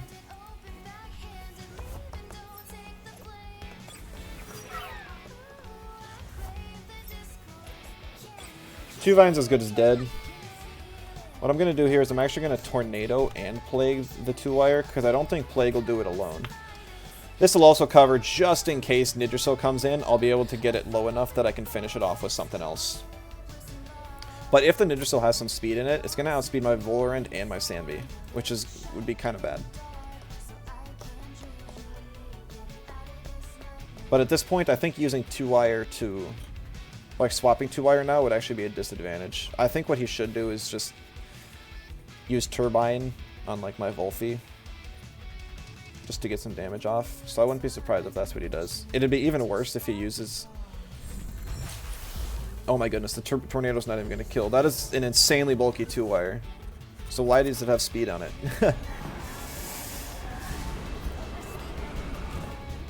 Ugh. Pain, pain, pain, pain. 2 Vines dead. I would not have been able to use anything other than Tornado, so I'm happy I did. I'm just sad that 2-wire was able to get a hit off.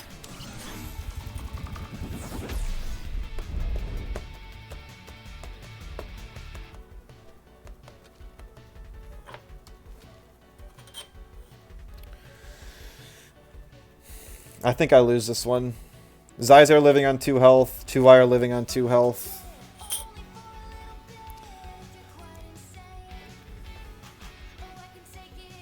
Which is really unfortunate. Nidrasil would have also lived on 2 health. It's like these spreads are perfectly calced for this entire team. Volorens would take an insane amount of damage if I bring it in right now, but Sandy would have to eat a Cyber Claw if I bring that in instead. I think I need to bring in Sandbee and just go all in on this Grandpa. 2-wire dies if it attacks, so I just have to eat the attack and really try and beat down this Grandpa. Sandbee's pretty bulky. It can take a hit. Doesn't like to take hits. If he swaps here, it doesn't really gain him any momentum. Volphy's still got enough stamina to Plague 2 more times, and even a third if I want to take the OX. So even if Ninja still comes in to eat this, it'll probably just be in range to die to a Transient Echo. But I might even just ignore it and double in Grandpa or Whiplump, whichever one comes in after 2-wire dies. So he's going to have to sack some health on something. There's a Cyber Claw, does very little damage, because like I said, this 2-wire is probably base attack. I think it's just full bulk and a lot of speed as well. Grandpa is now trapped and exhausted, so it will go down next turn.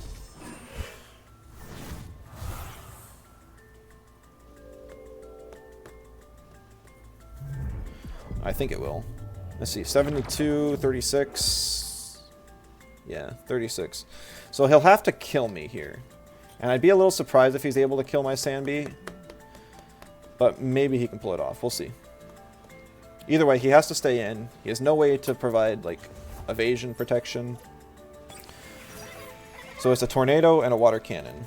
Sandbee doesn't have the best special defense, but we do have good HP. We rest on Volphy for the end game.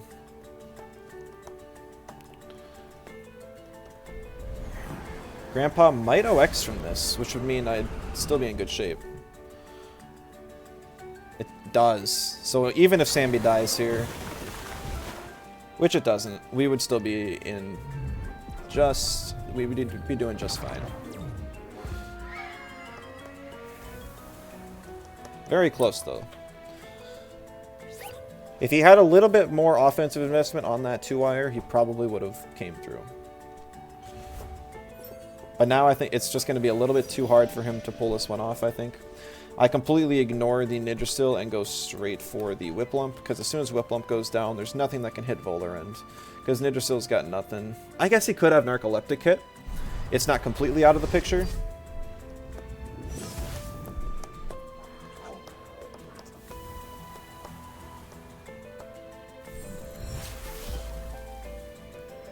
Because Whiplump dies to another one, unless Volphy takes like an insane amount of damage here, I'm just going to use Plague on Whiplump and the Wind Move on Nidrasil, I think.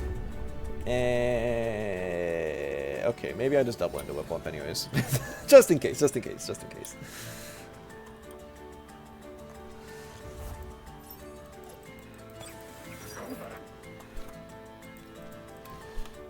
Alrighty. I don't think a single Feather Gatling kills Nidrasil anyways. Unfortunately, it is an anaerobic Volarend. I am very bulky, so he will not kill me in that hit. Even a Narcoleptic here will not be enough. Which either it's a base speed Nidrasil or it is a Narco hit coming my way. One or the other. It is Narco. Pretty big damage, but not really enough. It's also asleep because he has drill over anything else. So that will be game. GG.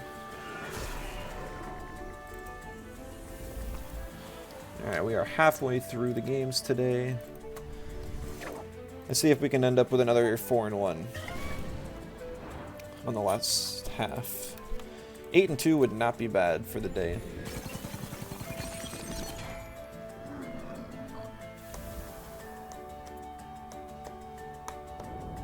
Alright, but first, we got a couple eggs to hatch. Is this it? I can't tell. I thought I saw some sparkles, but there might have been background. Nah, it's not. Pretty good roll. This one's the 5 furter. Come on. Luma, Luma, Luma, Luma. Ah, dang. No luck. Oh no, it was a 0 furt. Well, I appreciate the chance at the eggs, Vasi. Maybe after the Garunder radar, we'll try an OCR radar or something. I really have just about all the Lumas I care to get.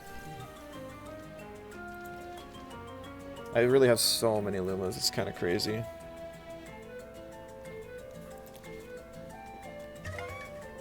Let's get the Garunder then. Yeah, I'll try. I was actually a little afraid. I realized that I hadn't... So, on Friday's stream, I was trying to finish up the Schween radar as fast as I could, so that I would be able to train up the rest of my Tems to use in my pro teams, so I could do the Dojo rematch guides for these teams that I'm playing now. And I realized I don't have the pro team ready for this bulky team today, but I had still trained up all the Tems I need for it, I think. Otherwise I would have to break the radar. That would be sad, because these things, they're still not quick. Like, you could probably burn them out if you're willing to just sit through it for like 2 hours, but that is not the most fun thing. I don't come home after a day at work and be like, yeah, let's sit for 2 hours and do a Garunder radar. I know some people enjoy that. And it's a really nice, like, brain off, just kind of relaxed, have something up on a second screen, but it's... If I'm playing Temtem, I'd rather do PvP. And doing encounters just between PvP matches takes forever. Oh boy, we're up against Workman. Good to see him back. Alright, so this is going to be a little unconventional match. Probably not the best for educational purposes. He's using the middle evolution of Minotaur, which has the trait called Resilient, where the first time it would fall below 1 HP, it instead survives on 1 HP and gets doomed for, like, is it 1 turn? Get doomed for 1 turn? Something like that. And it gains 2 speed. So it's supposed to die at the end of the turn, unless you double into it. But there's items that prevent doom, like Talisman and Bait and Chamomile. So most people run one of those on it to prevent dying immediately. But of course, it is not a fully evolved Tem, so it does have lower stats than most others. So Gario is like insanely good here. I'm going to take out the Nagais, because that is the only thing on this entire team that can actually, like, not, that I can't hit with Gario. Because this is 2x weak, this. Gazuma can't hurt Gario, and Arachnite, while I could be running Plague's not even going to do that much damage. I don't know what trait of Arachnite it is either. It looks, on this team, honestly, like a Digiprotect.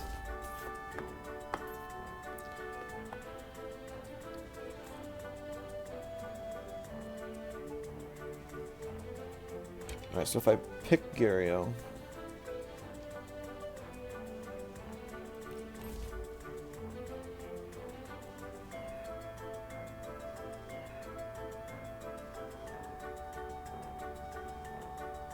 Honestly, I can pick Nestle here too.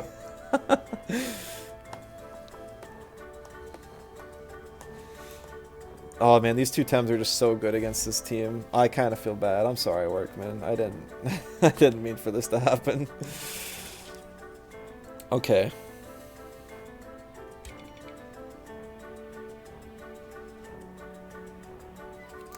So let's assume now that Gario dies in some way or another.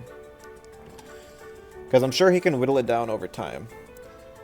I think the biggest issue at that point is going to be the mental Chromion. Just because I can't hit it with 2x of anything else beyond these two. And it has a high damage output with things like Phantom Whiplash and Gamma Burst. And since I'm slower, I don't want to be on the receiving end of those high power options.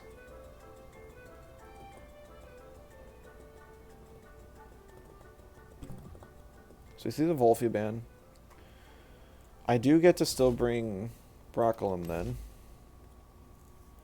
I'm actually really curious where in the world the Straw Shield is. This is like the worst game of Where's My Straw Shield ever.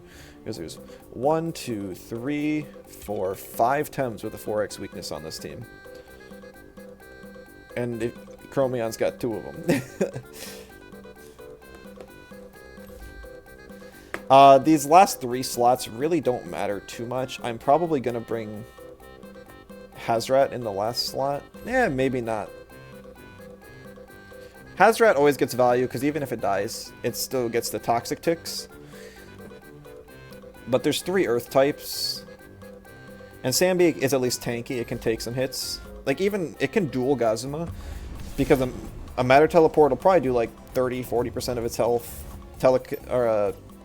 Transient Echo would do like another 20-30% at Prio. So like, even in its bad matchup, it can still do good damage. Alright, so there's the Talisman, and it is Proxy Kit Arachnite. I'm not afraid of Gario dying this turn.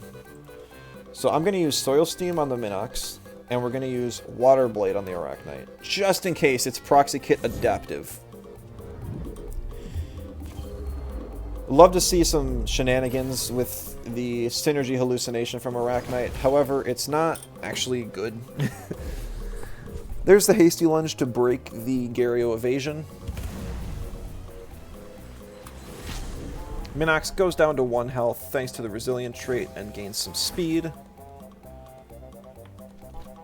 I could keep Gario in here, but because Arachnite does learn Plague and I just got Hallucinationed, I'm a little scared.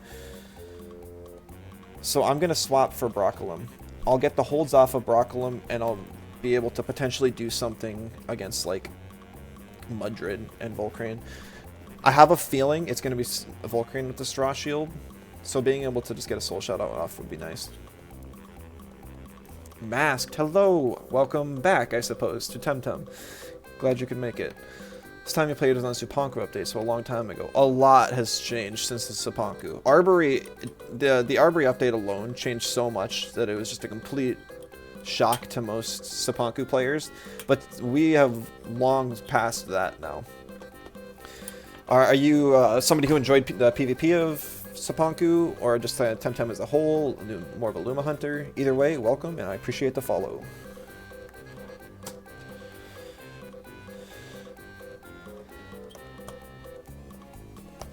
Never played comp, just see now there's a showdown builder, so you just jumped on and built a team right away. Yeah, that's awesome. This whole stream is kind of dedicated to me. I'm showing a team that's relatively easy to play. If you're interested in the code, it is in like the top right corner above the chat. So you could type that into showdown and instantly input the team and try it out yourself. But if you want to make your own, it is more than fun, and I would encourage that. Cozy Net on the Brockwell. Alright. Well played.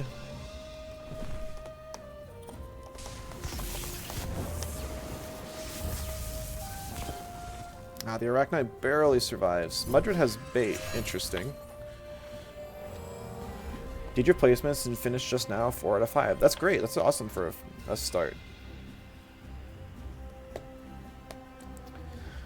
I'm expecting a swap back into Minox and then using...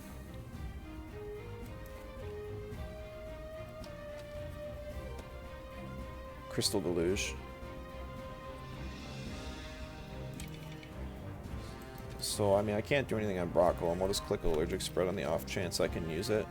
I'm going to swap out Nesla for for Volorin just to eat the sleep.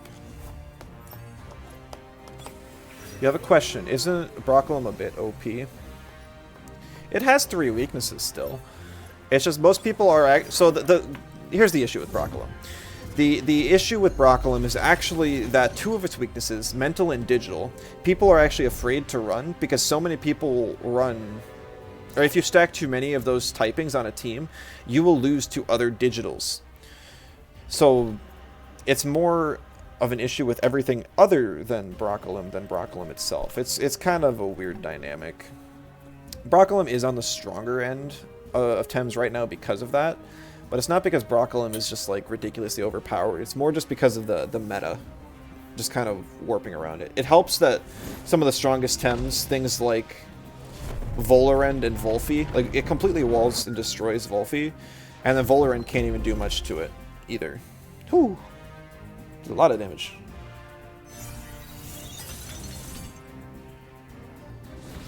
I was just sacking these two anyways, and neither of them do much of anything in this matchup. Besides, like, beat down the Mudred here, so...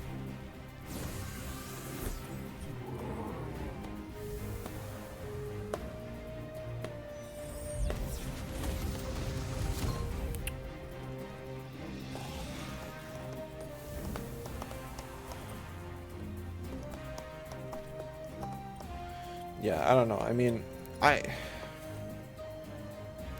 I think it's so interesting that Broccolum gaining 1 type resistance or immunity is all of a sudden making it so much stronger. Because it really never used to be that way.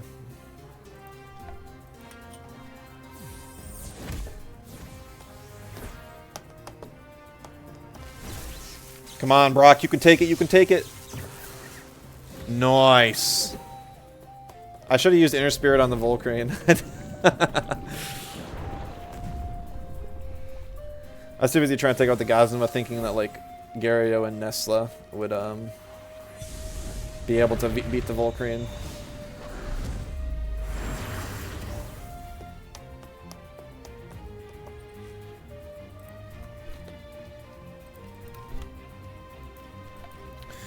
You face it in all your games, and you have a Heat of Kapire on your team. Otherwise, you would just lose to it. Yeah, like I said, the problem is that there's only 1 type that people are actually running on their teams that can deal with Broccolum, and that's Fire.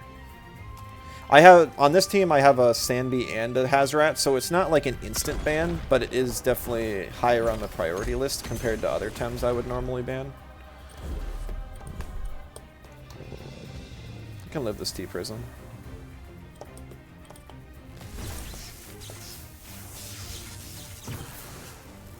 Oh, I just realized it's Receptive Volcrane. Darn, I should have gone for something else.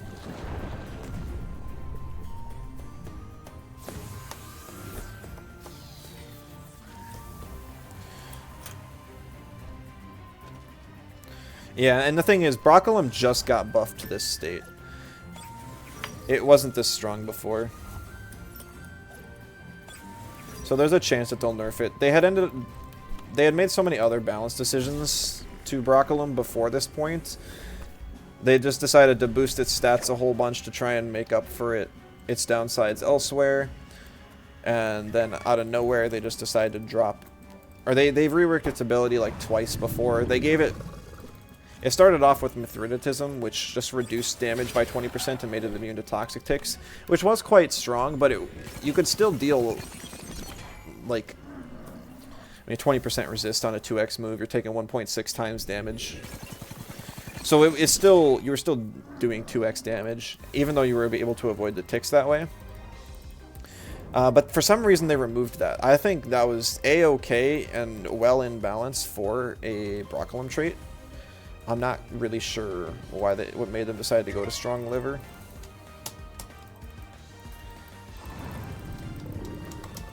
It's still, yeah, I don't know. I still don't think it's like OP territory.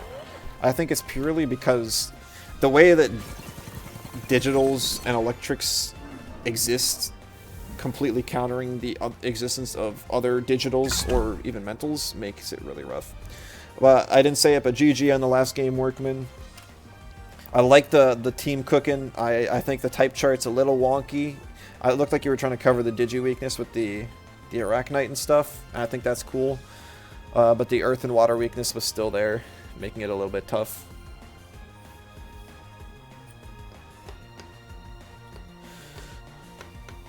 I've always kind of wanted to try a Minox team myself at some point. Now that it has Black Hole and stuff. But the fact that Ruminant Minotaur exists and is already insanely off meta makes it fun. Alright, here we go. We finally got a stall team, and we're up against Andy. I think this guy's on the podium. If he's not, he is quite often. So this one's going to be interesting. There's no electrics. There's a random Grandpa. I'm not sure what the Grandpa's doing. Actually, it doesn't look like a super conventional stall team. There's not like Cowering or a whole bunch of things that even buff. It almost looks like a super bulky aggro.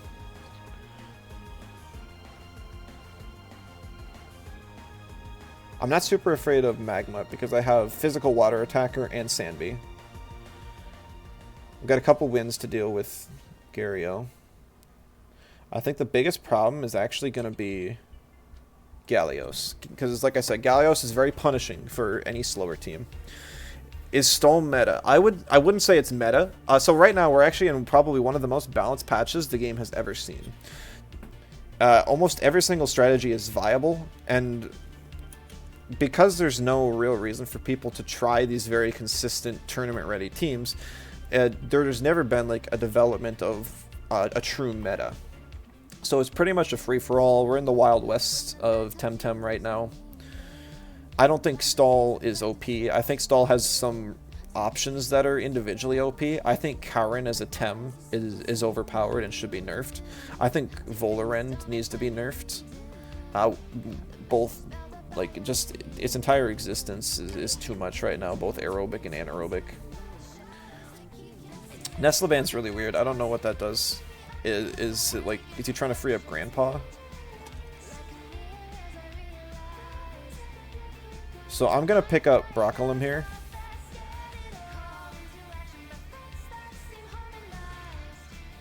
I can't pick Hazrat. Hazrat's my offensive scaler. I can't, and Volarend as well, but I can't do that because Grandpa. I'm trying to bait in the Magma right now so that I can bring Sandby and put it to sleep. Broccolum's also really good for beating Taifu, Volphy, Anatan, and even to an extent Volarend. So I'm fine bringing this in.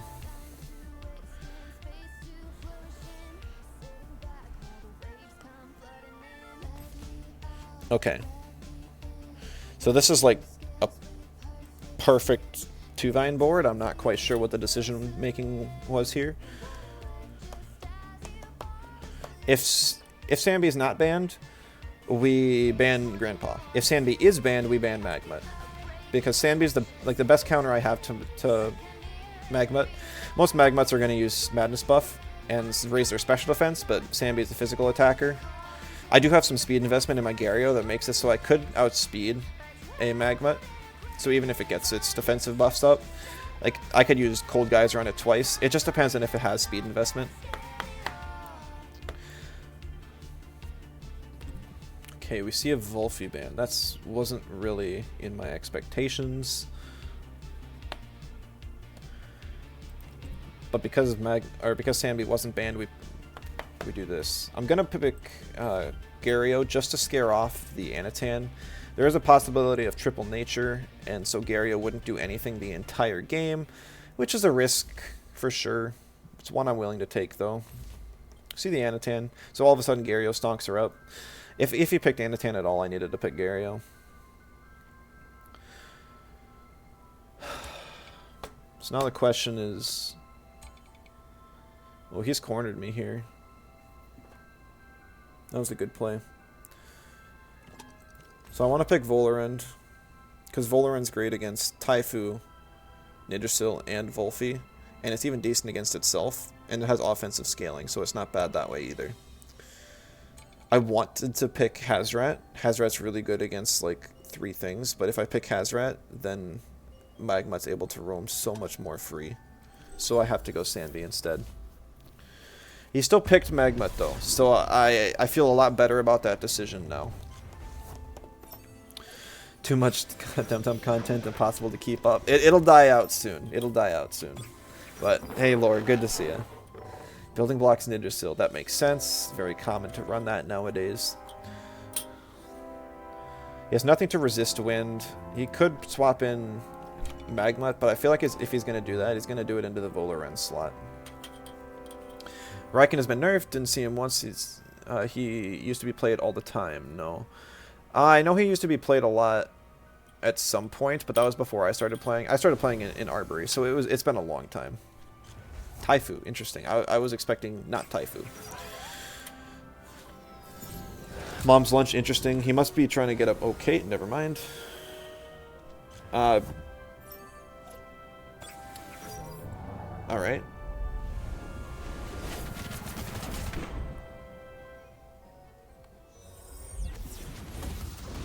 So it looks like it's a special spec gulp Magmut.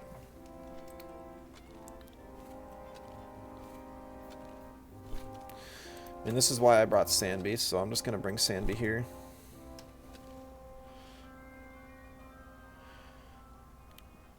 Can swap in Volorend too. Worst case scenario is Magmut gets a madness buff off, and then I just matter teleport the thing. So yeah, I mean, Raiken hasn't been changed. It's more or less like he's just fallen behind. Yeah, I mean, a lot of teams don't need a bulky fire type, realistically. There's a madness buff. I almost stayed in just to get another Feather Gatling off. I just wasn't too scared. And I didn't want to take that leech.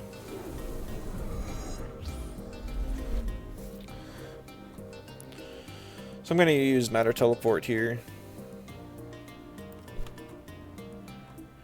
And I'm actually going to use Toxic Plume, because I'm half expecting Anatan to come in here.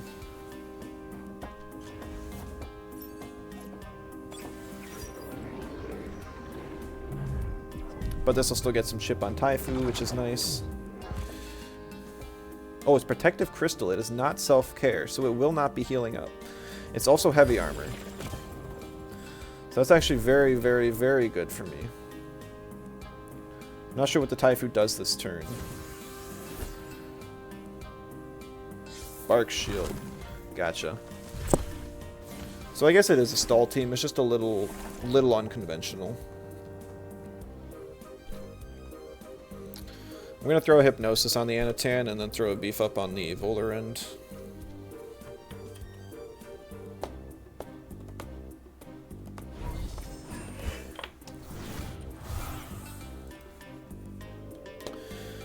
I do have to be kind of careful that I don't let Sandby die, because, like I said, I need Sandby for Magmut.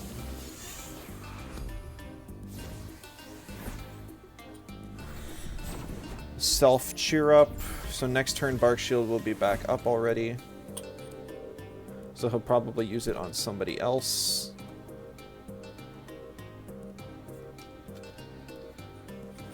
I'm not sure who, though. That's the question.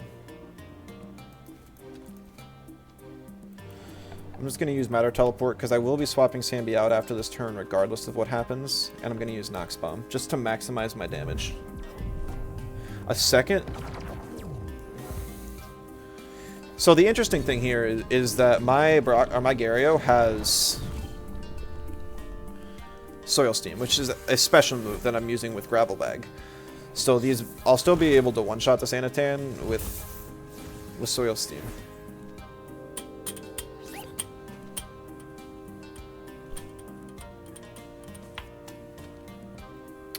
Alright, what I'm actually going to do here is I'm going to swap into Tuvine, and I'm going to use Toxic Bloom. That will finish off the Taifu, and it'll also, with synergy, lower the attack of the Anatan.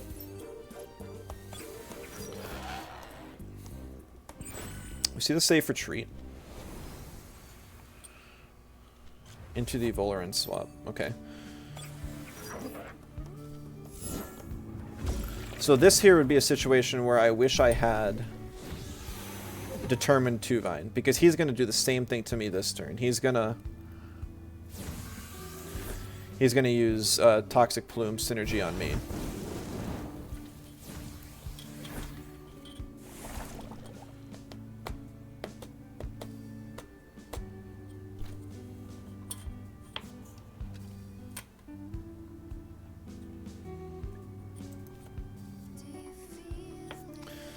Now, realistically, I don't need Tuvine outside of sort of killing Nidrasil, but Volaran does the same thing. So what I'm going to do here is I'm going to swap in Broccolum on the Volaran slot and let Tuvine die.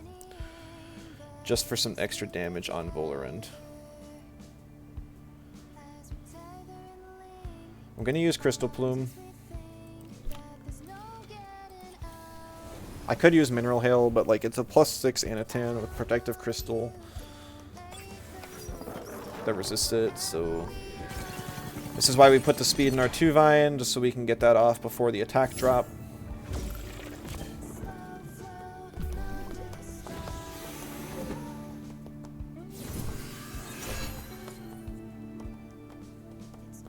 Ooh, Diamond Fort. Okay, that was a good play by him.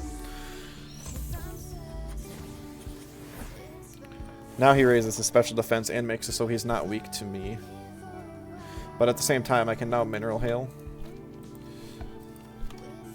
And I'm also going to throw an Inner Spirit, actually at the Volaran, because the Volaran is more vulnerable than the Anatan at this point. At this, like right now, I just need the Anatan to run out of stamina, or for one of my Temps to die, and then I bring in Gario.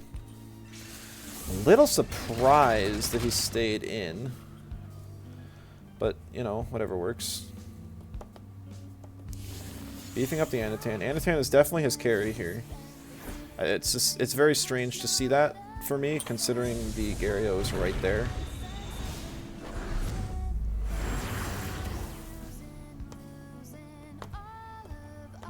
Shane hit. Tuvine lives that. Oh, Broccolum also does not. Oh, the beef up.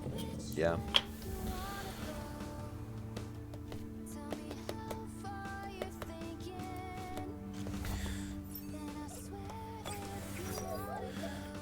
Alright, so Sanbi has Hypnosis up.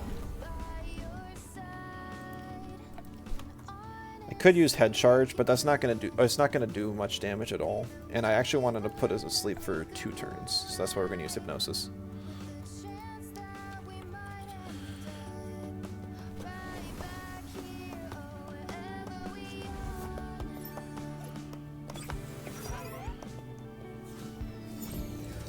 It's my favorite Tem.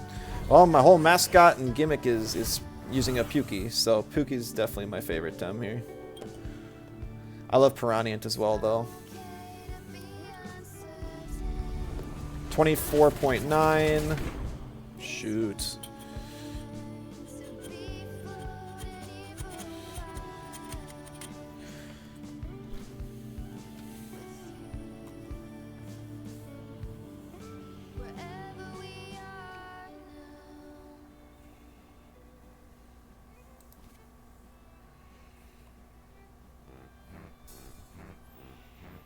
I need to kill the Taifu.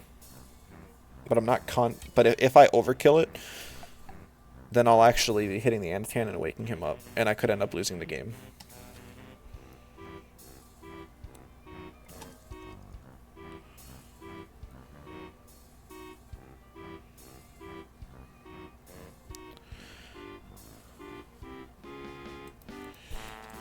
I think the safest play is to just use Feather Gatling and Transient Echo.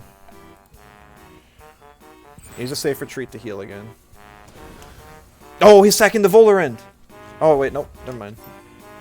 No good plays here.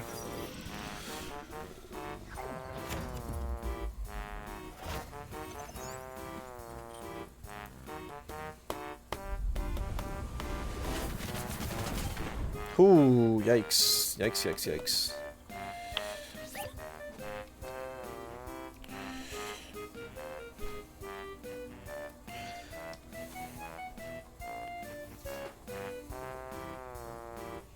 That's right, the -1 attack is actually putting in work.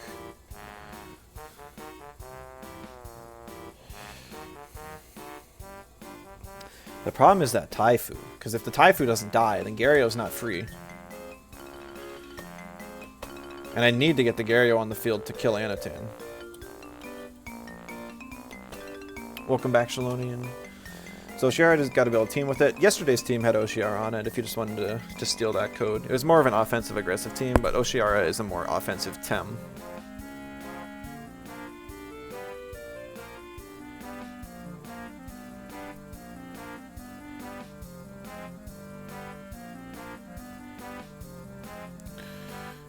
Alright, so I think I need to Feather Gatling the Nidrasil here, swap Sanby for Volarend. Oh, he's gonna side Spores. I want him to kill Tuvine, so I hope he kills Tuvine here. Yeah.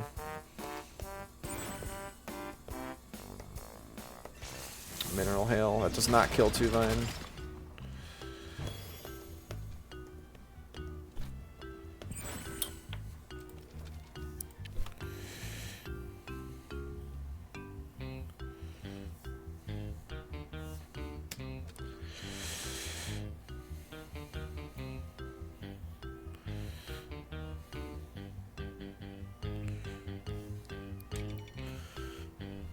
I mean, he's running out of resources.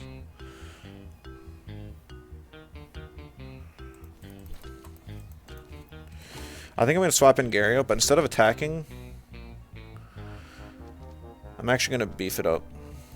I think he's going to swap the Nidrasil. I think.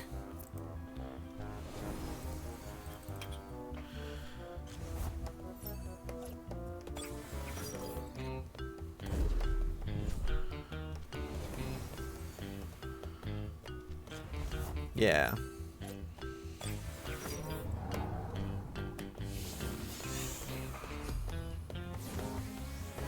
If Volarend dies here. Perfect. We got ads coming up soon. I'll snooze them if the game doesn't end by then, hopefully.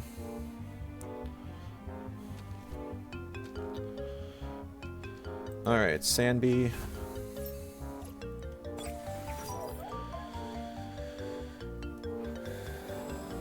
Alright. So I'm going to use Rockfall, because Rockfall... Oh, do I want to risk it, though?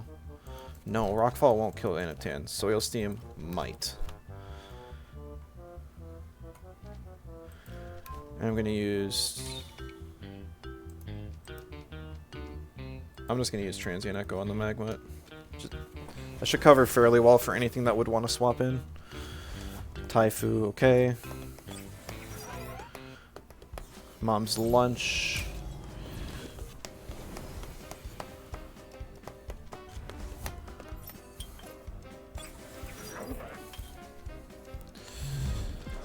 Volarend's only +1 special defense.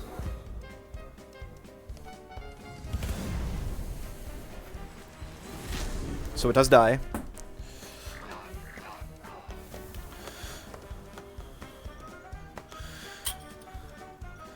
I'm gonna have to Matter Teleport to kill the Taifu again.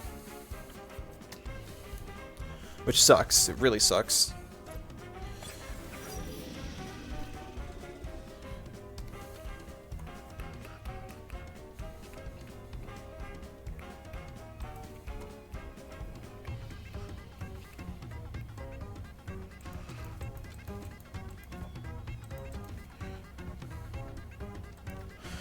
Alright, you know what? I'm actually going to swap in 2 Vine.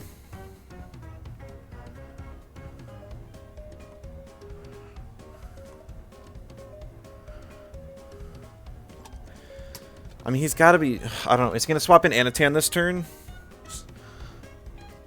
Swap out Taifu. Swap in Anatan and Side Spores.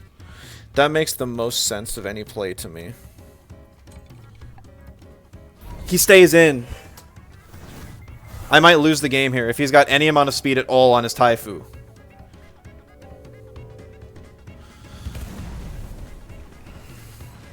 Oh, way too close for comfort. Wow, I did not think he would stay in on the Taifu there.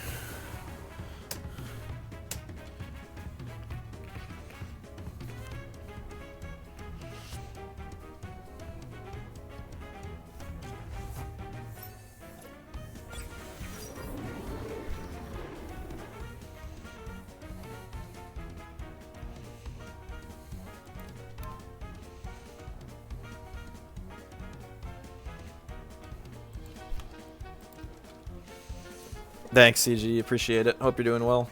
How have I been? Enjoying the Temtem break. Been a little busy lately. Haven't been able to stop in. Don't worry, don't worry. Yeah, I mean, it's been fun. Temtem is the most fun it's probably been since the Temp CS right now. I've really been enjoying it. But it also, like, honestly is a lot of work to put out all this content. It lives, but it's in range to die to, like, anything now. Goes for another Diamond Fort. That was probably not the right play. But maybe he's got a plan that I'm missing here. I'm gonna go for the Mineral Hail, try and take out the Anatan. And deal some chip to the Nidrasil. Perfect. Anatan's down. That is why I like self-care Anatan. He would have healed like 6,000 health. Nah. It probably would have healed like 70-80% health over the match, and he would not have fallen that low. If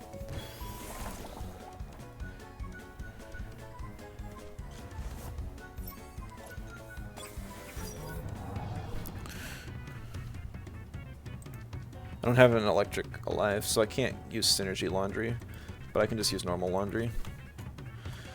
And I'm just going to use Tornado to kill the Nidrasil, because it's low enough. I'm -1 attack.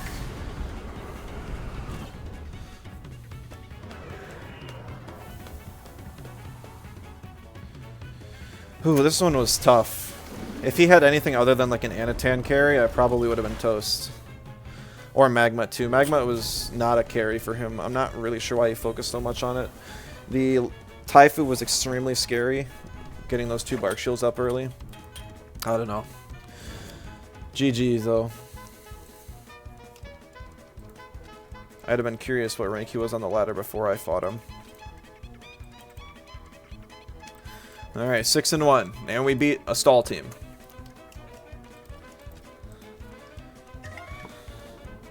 So that's value. Oh shoot. We got ads. I should cancel the queue. Gotta hurry. Nobody get in queue. I must cancel it. I gotta cancel it.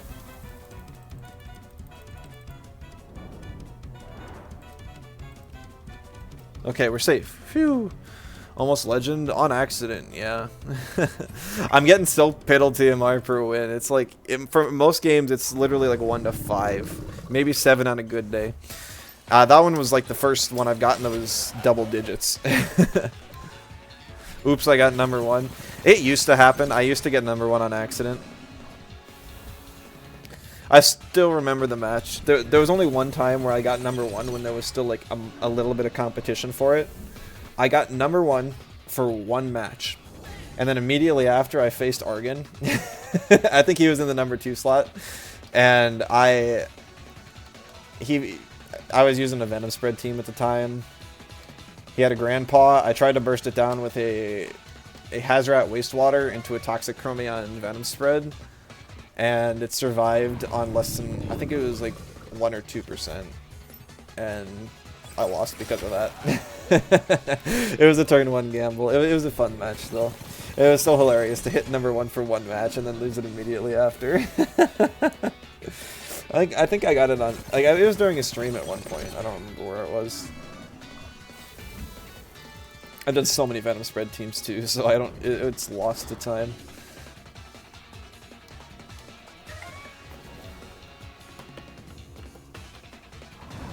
Which I bet when the game was dead and there weren't a whole lot of new players around, I hit number 1 a few times.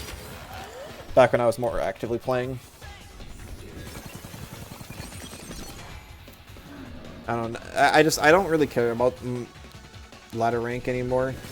There's just not enough players that it feels like much of an accomplishment. I guess right now there's still quite a few players online and playing. It's still not like super appealing, and there's no like special. They don't have the seals every season anymore, so it's not like there's a reason to grind for that.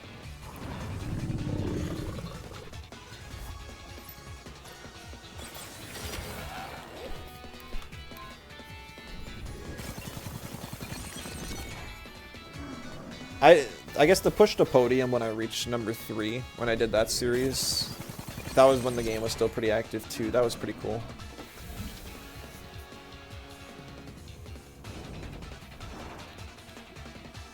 No, I was like, I got so many good memories of this game. I really have enjoyed it. I still wish I could have gotten more, but I'm not disappointed with the time I've spent whatsoever. Sankro, hey, good to see ya. Got more achievements on Temtem the other day. Haven't built anything from rematches and stuff yet. Was looking at what to build for those. Yeah, so that's kind of what I've actually been working on the last couple days. So today I'm playing a bulky variation of a good team to use, and yesterday was a more aggressive team. In the next few days, I'll be posting a full Dojo rematch and Arc Tamer guide on how to use these teams for those on YouTube. So have a look out for those if you're interested. They're not perfect teams, but they're pretty good. Good solid teams.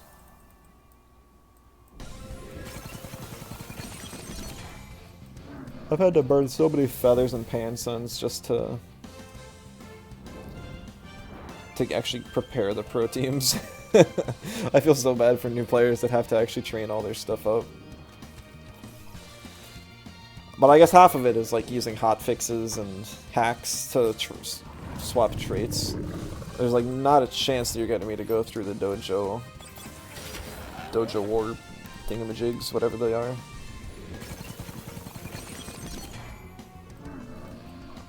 Just for the hotfixes, hotfix trait swaps.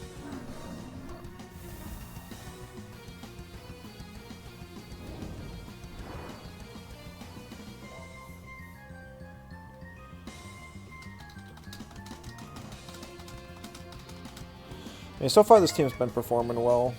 I'm trying to think, I said it's...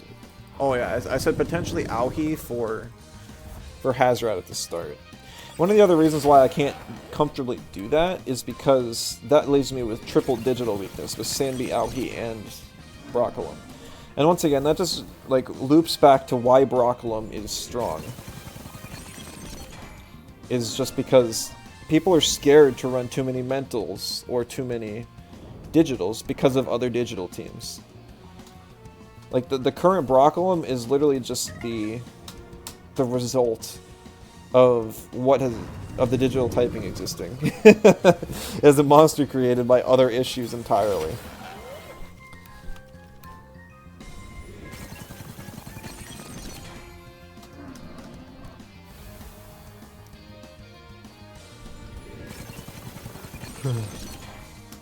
Yeah. Issues with digis is digis. Yep. Yeah, exactly. No, that really is it. Is they're all or nothing kind of things. They're too good of offenses for so little counterplay. Like you can instantly lose a match before it starts by running too many Tems that are weak to digital. I mean, I guess that's kind of how it is no matter what. But because both digitals and mentals are needed to kill melees, and because you don't want to run too many mentals and digitals, then melees are so much safer.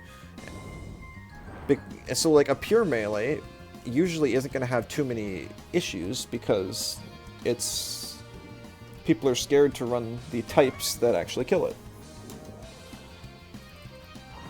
Always has been, yeah. I mean, I kind of wonder how viable a Digi-aggro team would be. Like, if you actually ran, like, probably melee Chromion to deal with the Volfies. Or I guess even like, Monko now with Unnoticed might be pretty good. I'm not sure if you can one-shot a Volfie if you don't have Center Typer, though. Maybe Center Typer doesn't even kill Volfies.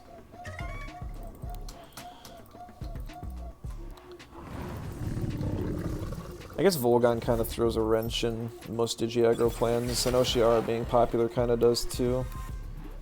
I feel like you can definitely kill Oshiaras with like an Electro Punch user. Maybe Ragnits are just a must, just because of Volgon and Oshiara.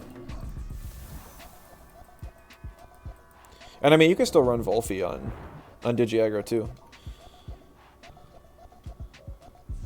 So if you ran Volfi and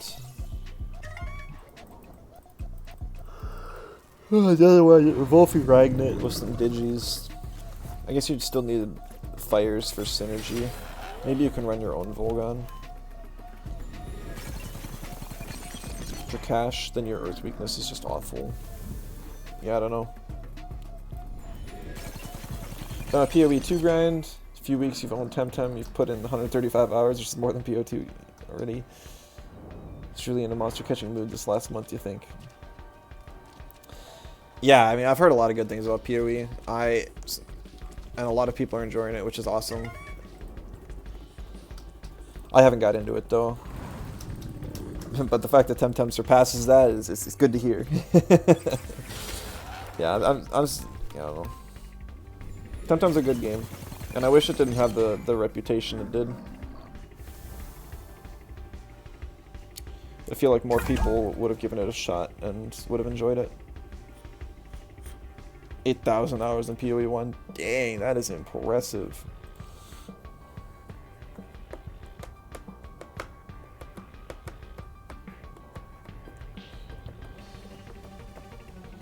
Early version of Temtem is what people remember. It is. I mean, first impressions mean a lot, and that's why I haven't been advertising my game. Like, I completely stopped advertising it after I got the feedback I needed. I don't even post it in my own, during my streams here. Uh-oh, did somebody disconnect? El Mizzle. So I immediately see a quadruple mental weakness. So Sandby value is pretty good. Volgon and Tuvine are a little bit threatening. Broccolum's really good against Tuvine, but because there's a couple melees and a fire, it's not free in this matchup.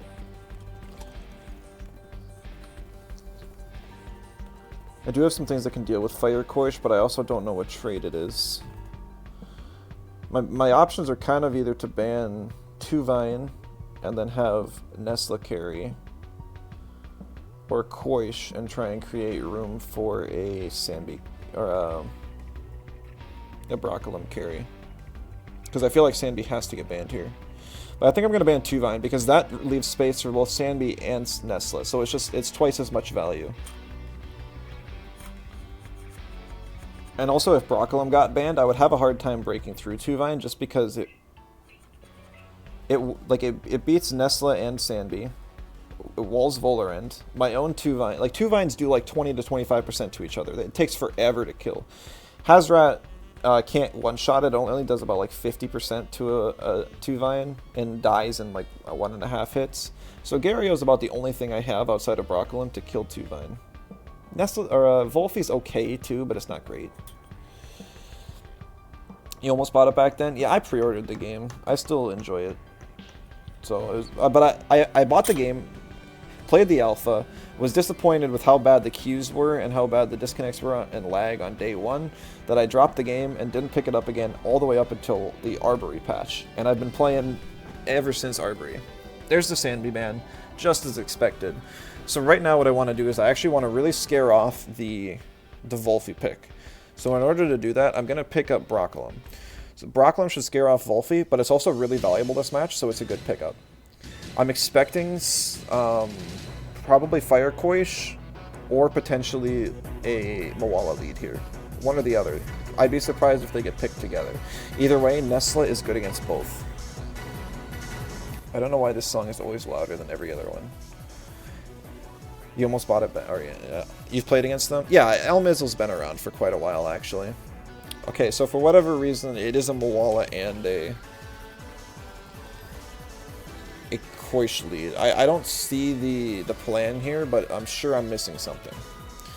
Siren Song, hello, thank you for the follow. Are you, Temtem Enjoyer, interested in PvP? Got a code right up in the top right corner if you're interested in playing the team I'm running now. Volderend ban is interesting. It's looking like I either need to ban Volphy or Saipat. Leaning towards Saipat. Because Saipat can kill Volphy. Volphy's really good against Volderend. It's decent against itself, and it can clean up these guys. We're going to ban Saipat. Even Gario can like get a Cold Geyser off on Volphy itself. But it can't do anything to Saipat.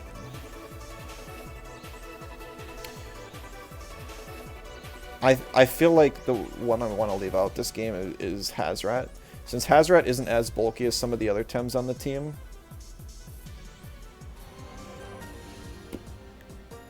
Yikes, okay. This hurts a little bit. I don't super like... I don't know, I'm just thinking, like, I don't have a whole lot I can, like, swap in turn 1. Sort of thing.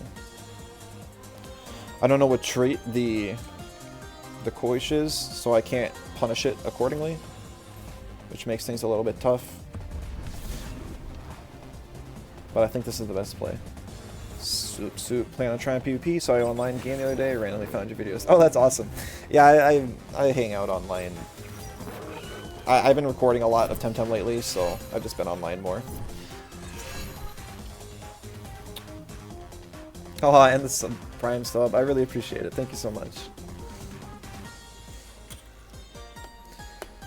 It's a Fat Burner Moala. It might be a sleep strat here, like a Jinx Whisper. I know it gets that move. Most of the time it doesn't run it. I feel so Gario's not going to get me a whole lot of value this game. I think its best value is going to be turn 1 here. So we're going to use Thunderstrike on the Moala. And we're going to swap in Gario. Worst case scenario, Moala swaps for Volphy. Yeah, the whole month I've been focusing on trying to put out Temtem content for all the new players interested in joining. Because I know there's been a whole bunch lately with all the sales and it being free on PlayStation.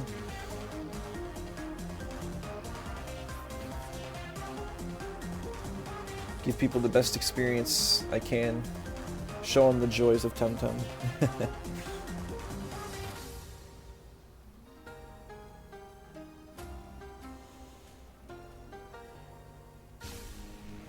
Ride around on a Pookie with a fitting hat, 10 out of 10. Piranha's your favorite Tem? Yes, another Piranha lover.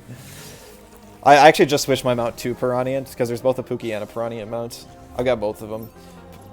Pookie is just adorable. I love him to death. Double gash on the Nestle, that does 0 damage.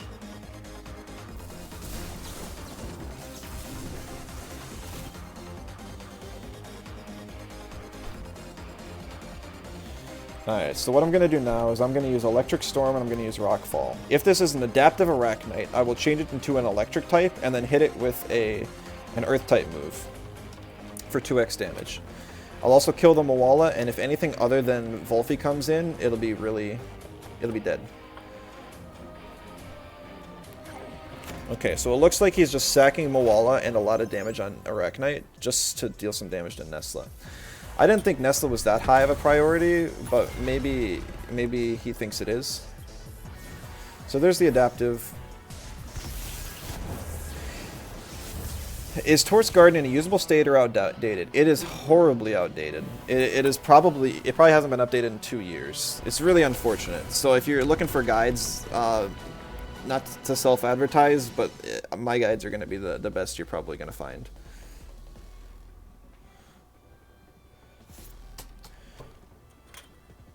This isn't great. Because I didn't bring Hazrat, I don't have a cleaner to finish off this Arachnite. And either Mooflank or anything coming in can finish off my Nesla. Wow, I'm really surprised to see Mooflank come in here. I don't quite understand that.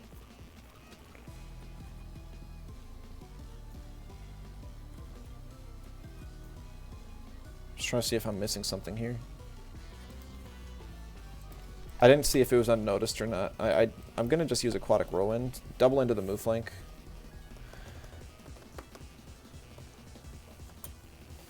If it's unnoticed, I could die to Goring. If it's not unnoticed, or if it's Hurry Ward, I could die to Goring. If it's not, then I'll probably just kill it here. Because it typically has very low special defense. Oh, right. They run double kick sometimes.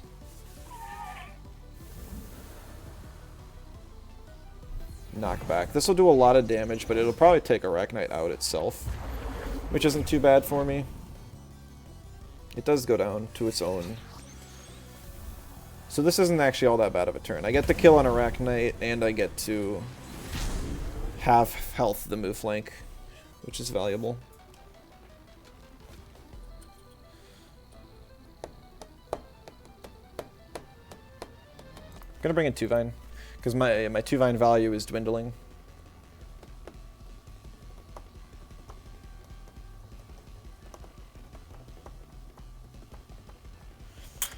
I'm hoping that he brings in Koish and gets greedy and doubles into Tuvine, so Gario lives and gets another hit off. But I think that's getting hopeful. Okay, step 1 complete. He brings in Koish.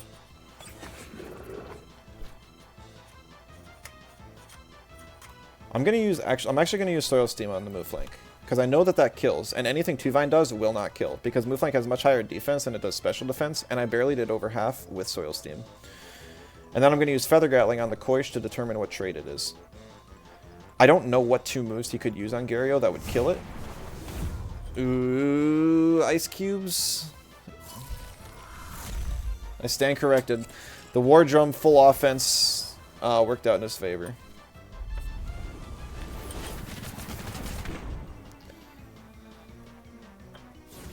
So there's unnoticed. So I'm going to bring in Volphy here. I'm actually just going to let the Mooflank scale its speed. I'm going to Plague and Feather Gatling the Koish again. Tuvine can live a double in.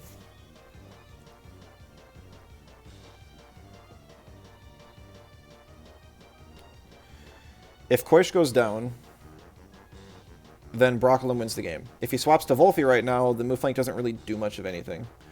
And then next turn I probably just finish off the Volphy and maybe even the Mooflank.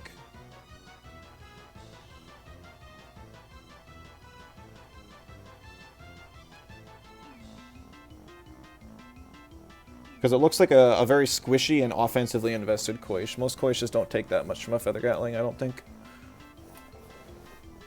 Like, I'm sure it's a Synergy Master one. Yeah, Synergy Adept, that's what I meant. Maybe I die here. Normally, Tuvine's like very defensively bulky, so it can live most things. A little bit better than Gario. Live! Nice. If he had War Drum on the Mooflank and Fire Chip on the Koish, I think that would have been enough to make the difference. But it makes more sense to have the War Drum on the Koish.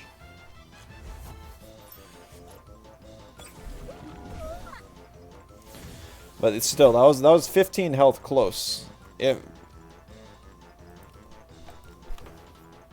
it had gotten, or if it had killed Tuvine, I would have lost. Like, the entire game was up to, can Tuvine live that or not? So, definitely not a comfortable win, but a win nonetheless. Because even Broccolum could end this game on its own. Move flank dies to 1 hit, and Wolfie can't do anything about it.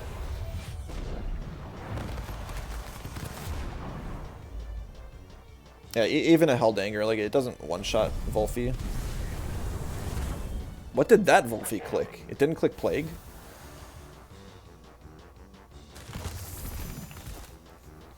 I'm not real sure about that one, buddy.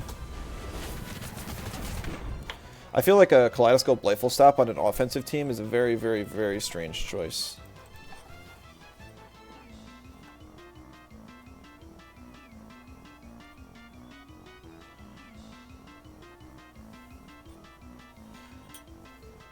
Because your Tems aren't going to be living enough to get enough value out of that move. Like, I two-shot the move flank. If you had used it on the first turn, you could have canceled out one of my moves after 4 turns of waiting for the Lifeful Sap. So it's just a very strange decision.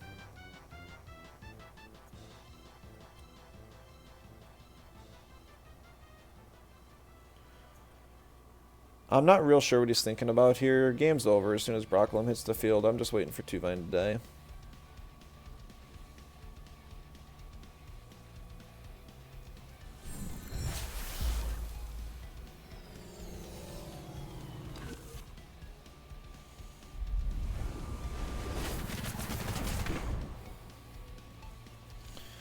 He's just resting.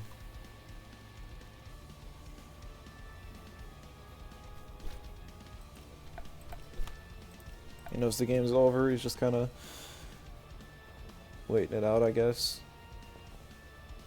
I'm not really sure why people timer stall at the end of a game. I know some people do it.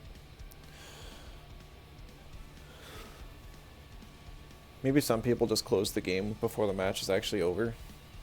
Alt F4 or something. I mean, it was a calculated risk with the waiting for the move flank and Koish board.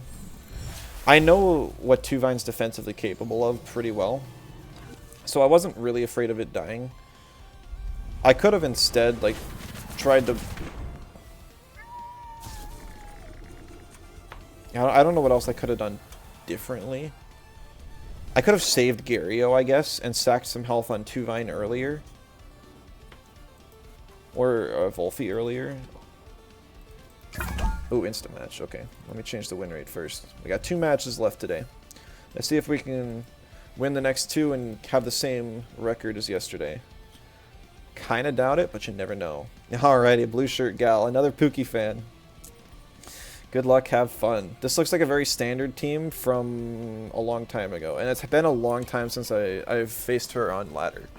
So I wonder if this is just the same team and she's just kind of coming back. I wonder if she'll be surprised that Luwali doesn't have Hypoxia anymore.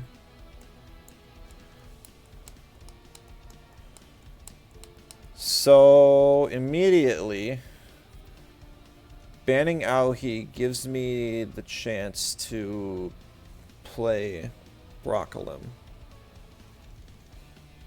Not perfectly, because there's still a Minotaur and an... I'm going to ban Auhi anyways. It is a very annoying Tem, because with its trait, if it's able to kill your Tems, it'll get a free turn of evasion, and you'll never be able to hit it. And because my team is slow, I just can't hit it. So, if my Nesla was a little faster, I'd feel more confident. Max speed Auhi is 280, which is 7 points of speed faster than Nesla currently is. I kind of thinking I should rework my Nesla breakpoint before I give this team to y'all. I'm just going to advise that if you want to... You could probably put 5 or... I would put like 6 more points of speed into this Nesla. So instead of reaching 182, you reach 188. And you'd take some out of, I think, HP.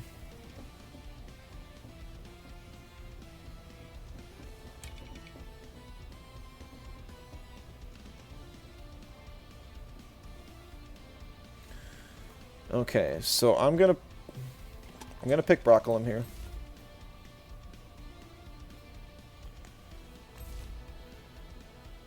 Hey, Wind, good to see you. Jay's been well? Yeah, it's been a good stream so far.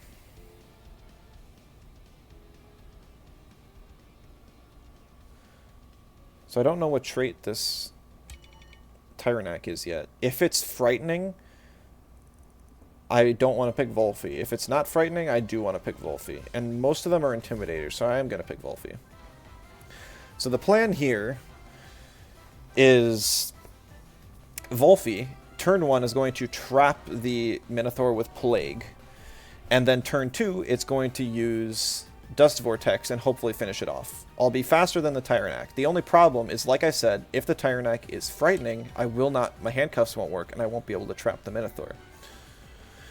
Okay, so we see a Voloran ban. Ugh. I'm going to ban the Acronax, because I don't want to pick Gario here, because there's 3 things that completely wall it. And it's not great against or Acronax either. It's okay, it's just not like great. And then I'm going to pick the other 3. So I'll pick Nesla first. Nesla's good against the top 3, weak against that one, but I'm going to pick Hazoret and Sanbi as the other 2 anyways, so it doesn't matter. The biggest problem, so I still want Broccolum to carry the game. Broccolum has like no foes beyond these 2 on lead. And if I'm killing Minotaur within the first 2 turns, that means the only problem is Tyrannak. And because Broccolum should be faster than Tyrannak, I'll be able to kill it with, or I'll be able to hit it with a Soul Shout of my own at some point. So the entire plan is just step 1, kill Minotaur. Step 2, get Tyrannak low enough that I can finish it off with Broccolum. That's the plan. And it's not that Broccolum's like a pure easy win here, because Volfi, or yeah, see, it is Intimidator. Because Lawali can still use wind moves on it. Same with Volorend.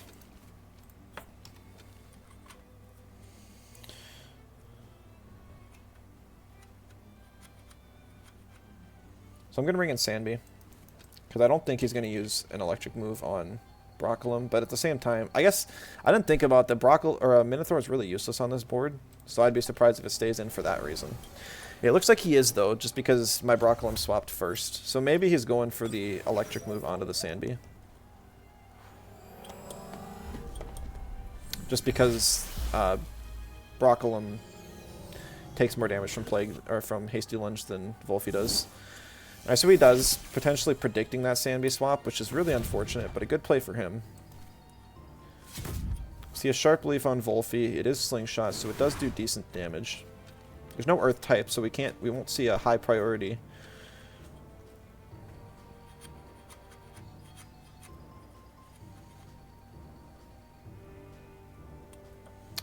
A high priority, or a normal priority Black Hole from the Minotaur.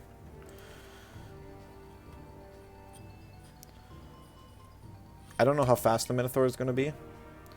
I can actually live the Hasty Lunge damage, but I would die to the burn. I can't swap in Nesla for free.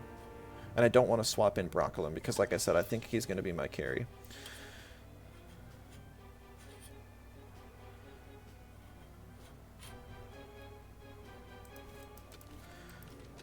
So I'm going to swap in Nesla. And we're going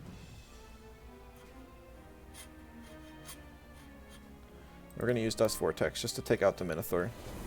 I debated on using Sandstorm to get some chip damage on the Tyrannak as well. But I really just want to take out the Minotaur. I think that's more valuable than anything else here.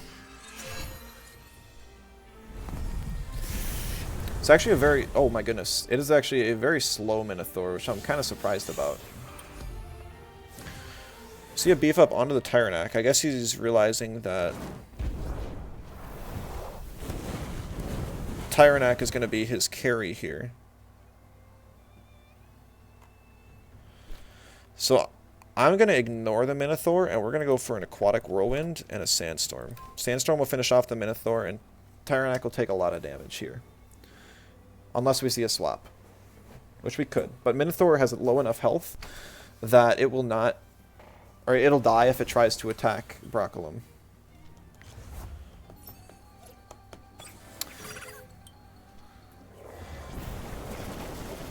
Look at all that damage. Doesn't seem like that much initially, but Tyrannak is super bulky, so that's actually it really is a lot of damage. See, outgrowth. So Wolfie's dead, and Nestle's also pretty much gone.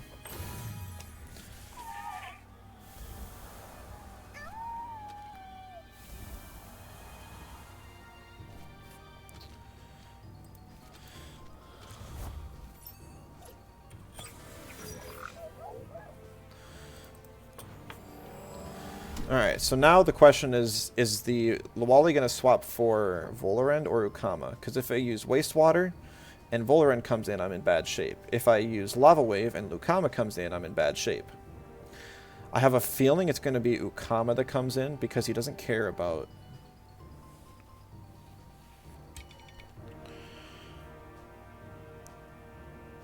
damage to... Ukama, because Ukama can't hit Broccolum, but Volarend can. And I think I'm actually going to lose this game purely because it's basically like I'm putting too much of the game reliance on the Broccolum, and I just sacked 2 Tems in order to try and kill 2, and it didn't work. 2.5, really, because Sanby's already down. So I am just completely and utterly losing this one right now. It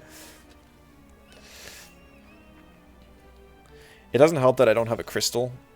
I guess my plan turn 1... I couldn't have even brought Gario because Slingshot Tyrannac would have one-shot it, and the evasion wouldn't have worked because of Intimidator. I should have brought in Hazrat earlier, though. So I think this one's just going to be a lost game.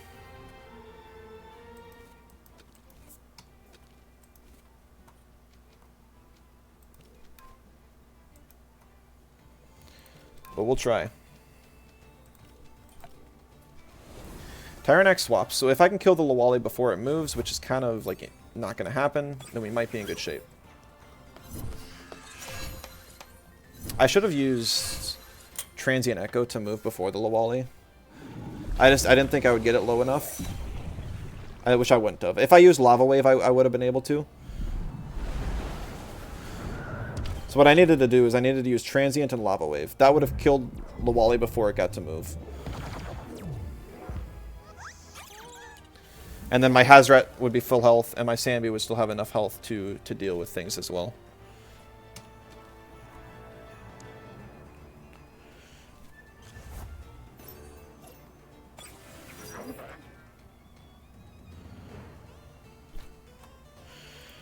Alright, I'm expecting an Aquatic Whirlwind onto the Hazrat slot, so we're going to send in Broccolum to eat that. And then I'm actually going to use Hypnosis on the Volarend on the off chance that it goes off. No. We're just going to use Matter Teleport. I think it's an aerobic Volarend based on the fact the team is mainly speedy. It's another one of those teams where it's kind of like you have some of the fastest Tems in the game and some of the slowest on the team as well. Ah, and then I guess wrong. That's really crippling. Broccolum has to eat an extra Wind Burst and a Hyperkinetic, and that's going to be game.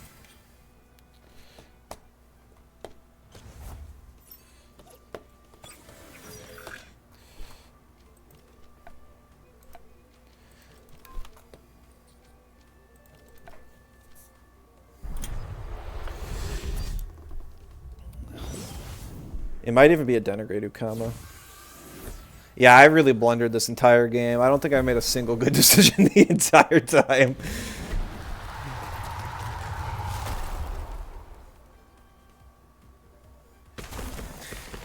Gonna head out? Sounds good. Thanks for tuning in, Bossy. Thanks for those eggs again. Have a good one.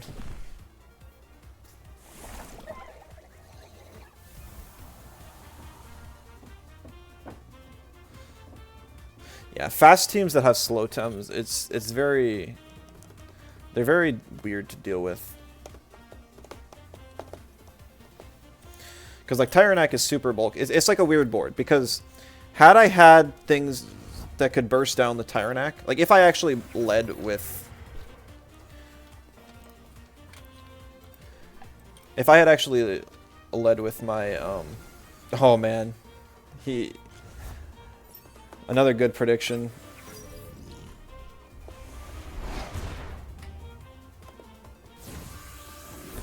Just to cover the bases. I wouldn't have had enough stamina to even end this game out.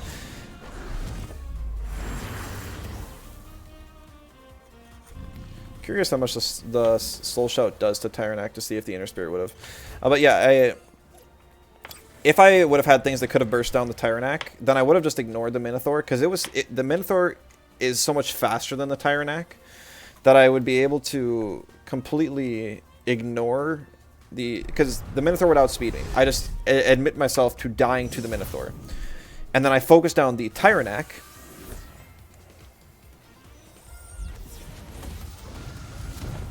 Oh, Inner Spirit would have killed. Crazy.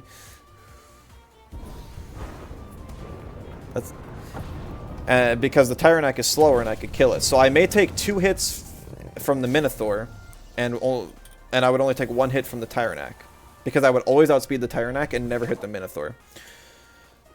And I just accept that.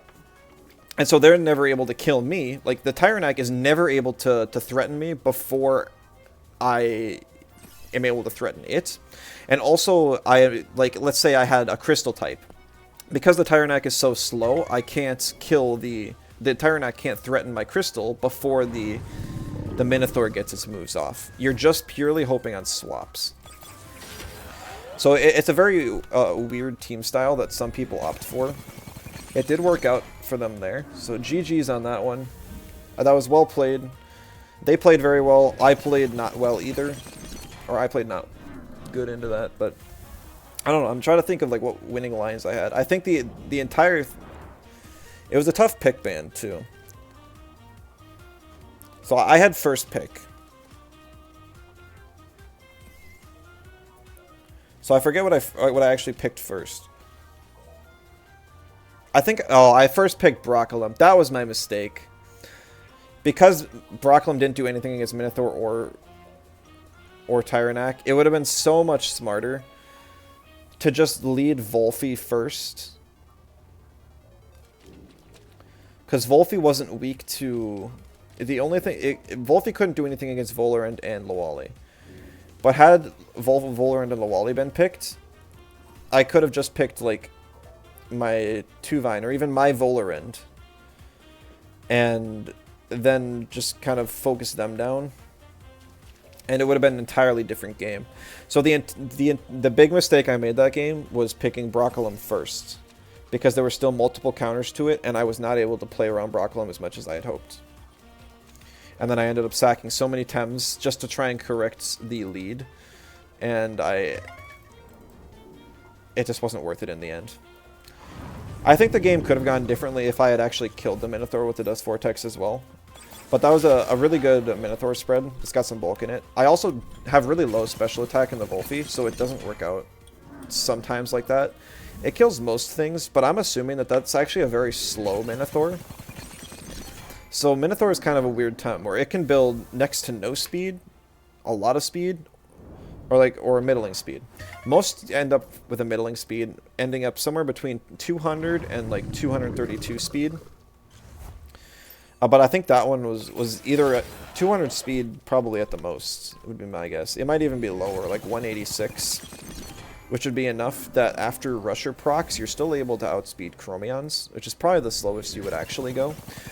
But my guess is it is a slower speed like that, probably to match the pace of the Roller and the Tyrannac, which are 2 of the best partners for Minotaur.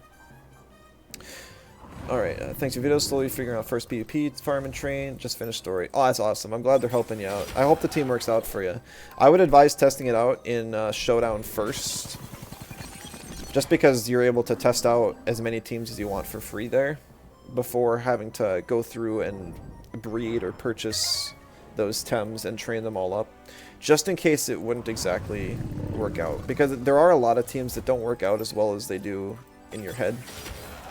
That's kind of why I have these like team templates I'm making, so that people don't have to make a team. But I of course encourage team building, just I always also encourage testing before you actually use them. This looks dangerously like a story team. Like really, really dangerously like a story team. Alright, so he at least acknowledges the incredible electric weakness. However, if I just ban Volcrane here and then pick Tuvine, like Gazuma, Pig, Grandpa, and Volerin can't do much of anything against it.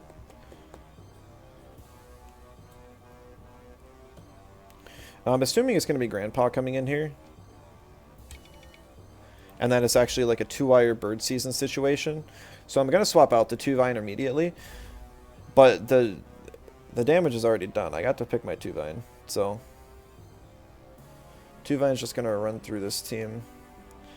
I'm going to ban the Ness. Well, actually, Ness. I'm going to ban the Zalbian. Because outside of 2-vine, I don't have a whole lot that can deal with Zalbian super well. Because Zalbian's got like Turbine to deal with Hazoret, Cyber Claw, and potentially Turbo Attack to deal with these two here. Electro Punch to deal with Volerend. And then Wolfie would be the only other one, and he could have banned Wolfie. So just in case of the Wolfie ban, I didn't want to overload 2-vine like I did Broccolum last game, so I'm going to ban the Zalbian in this case.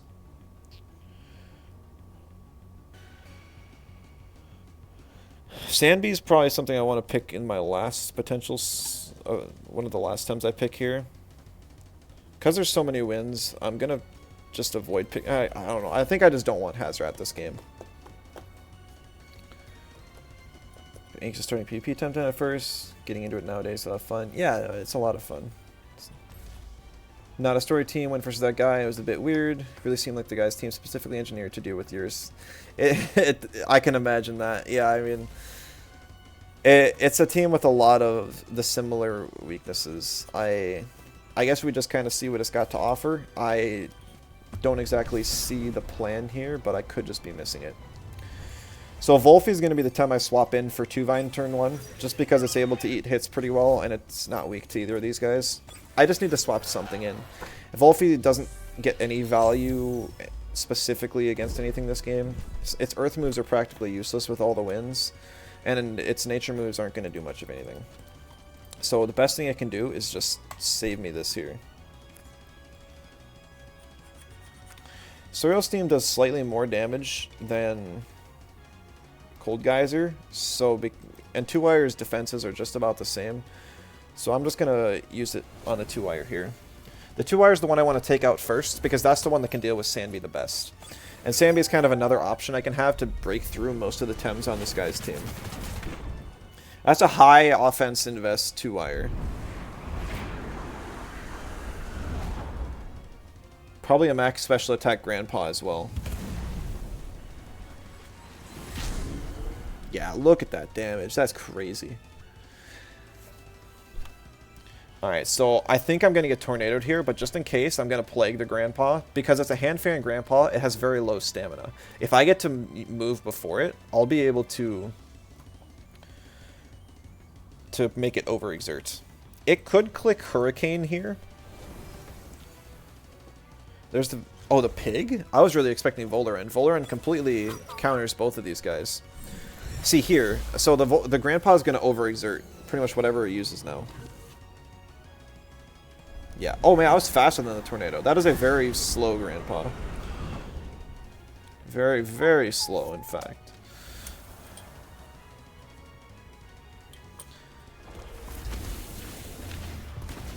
That is also a war pig. So this pig has Oshidashi, which makes it so I don't want to bring in 2-vine. So I'm going to bring in Sandby instead. Because what I want to do right now is kill the Grandpa. It's overexerted, and it's one of the only things that can deal with my 2-vine. Because of bird season. So I'm just going to try and kill it as fast as possible. It does look like... So the turbo is going to be a little annoying. That is a very fast pig, so maybe it's not a war pig, but it's got a high speed invest. On the bright side, Grandpa won't be able to put me to sleep here because Sandby. Problem is I have to either rest on Gario or swap to something that Grandpa could potentially hit. So I'm actually just going to rest because Gario isn't really high value for me the rest of this game.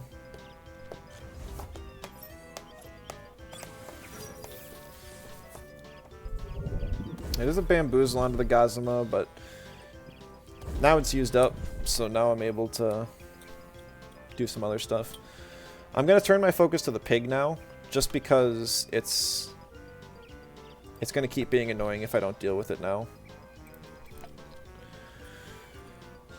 Don't need your team to be super amazing, just fun with a few of your favorite Tems. Alright, understandable. I hope it works out for you. And I mean, the builds I have in my build guides are pretty general spreads, so hopefully, even if the team isn't like super... If it doesn't work together the best, even just having a bunch of good Tems together can really result in a solid team still. And that's really all these teams today and yesterday are. Is just teams with some good stuff on them.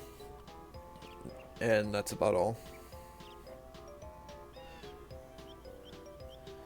Bet he's watching your stream and will stop out the pig. Why would he do that? I really don't run into people that tune into the stream and like watch.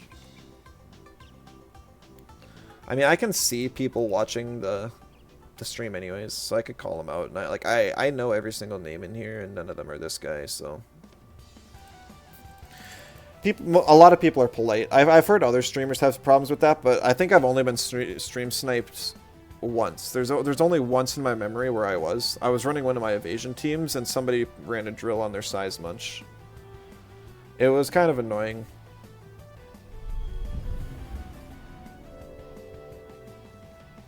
Okay, I respect it. It's kind of cool.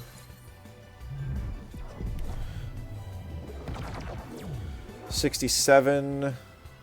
Oh my goodness.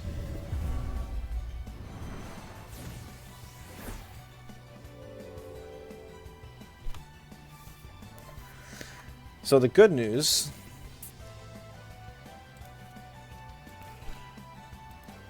is that one more matter teleport will kill the pig. The bad news is it's able to bamboozle itself this turn. And Gario is asleep. Okay, he swapped anyways.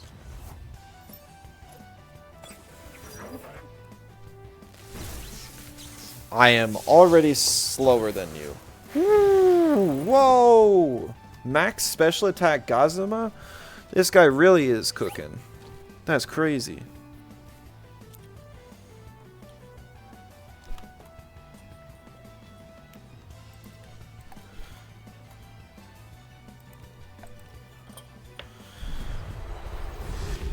Oh, hyperkinetic into a Tesla prison to kill the sand bee.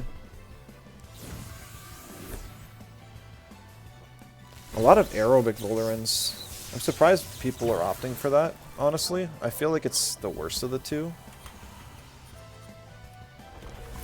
But a lot of people just... It's not that it's bad. It's just, it seems like more people enjoy the...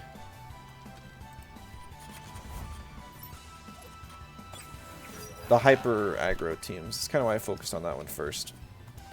So he's got nothing that wants to swap in and eat this Crystal Plume Gatling.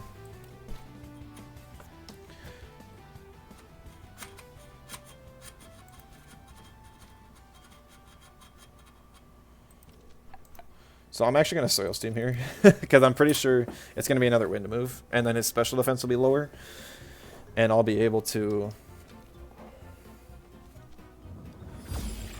Okay, I was wrong. It was actually a toxic move. Which is kind of silly, because it's not doing any damage to my 2-vine. But a wind move would have lowered his special defense more, and even though it's resisted, I would still be able to do good damage. That is crazy! You do not see max special attack Gazumas, like, ever! It just puts you at such a huge disadvantage in most situations.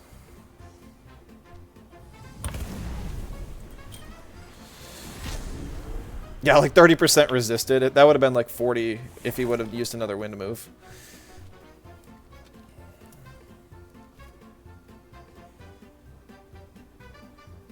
Can't understand why people cheat. Stuff like League, when Temtem is a 1v1, turn to players, seems bad. Or it seems sad if people win trade and stream snipe. You know, it's just... Oh, I don't have Mineral Hail up yet. Shoot.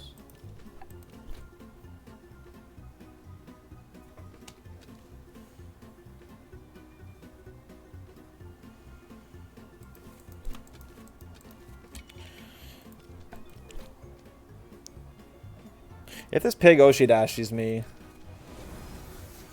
Like, at first I thought it was definitely a war pig, and now I'm not sure.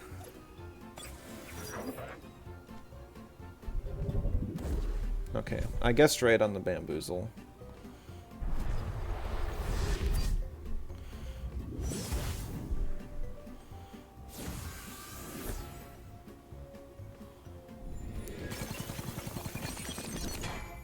Oh.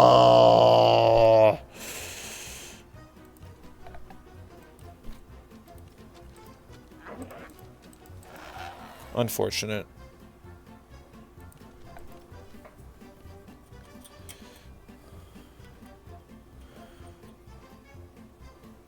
Yeah, I mean, it's still a competitive game that people like to win. Nobody likes to lose a game.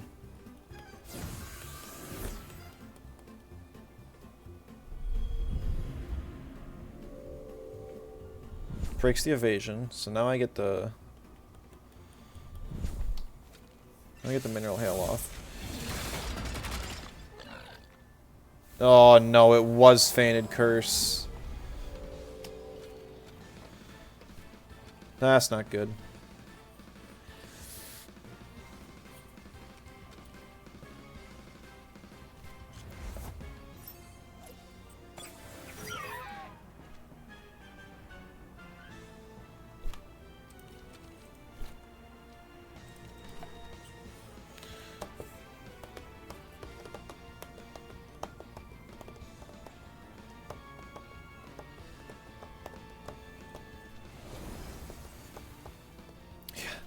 Pig using relax. You don't see that very often. It does nothing against fast teams, but is super punishing for slower teams. It's really bad.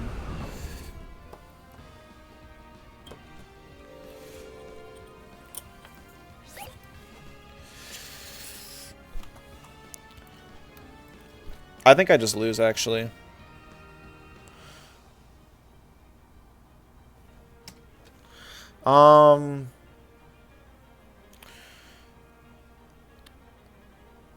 Depends. Is the grandpa gonna click Hurricane?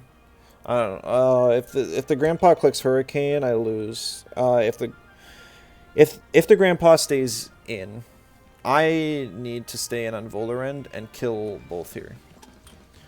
If Volarend swaps for 2-wire to get the neutralized so that he effectively deals 2x to my grandpa. Or no, it would be like... Oh, no, it doesn't matter. That doesn't matter. That doesn't matter.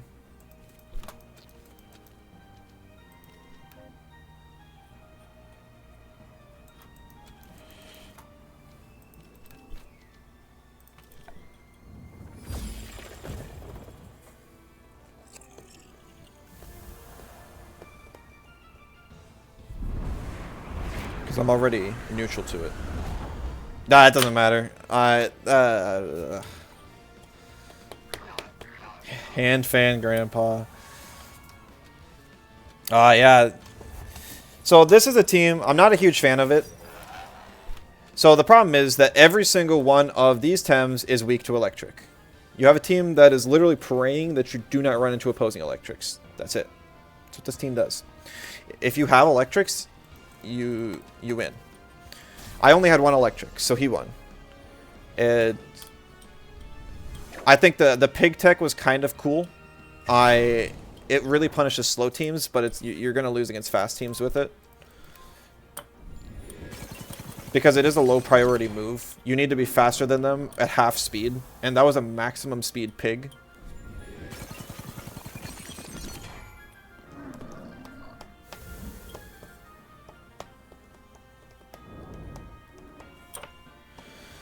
So unfortunately, we're going to have to end the day on a loss.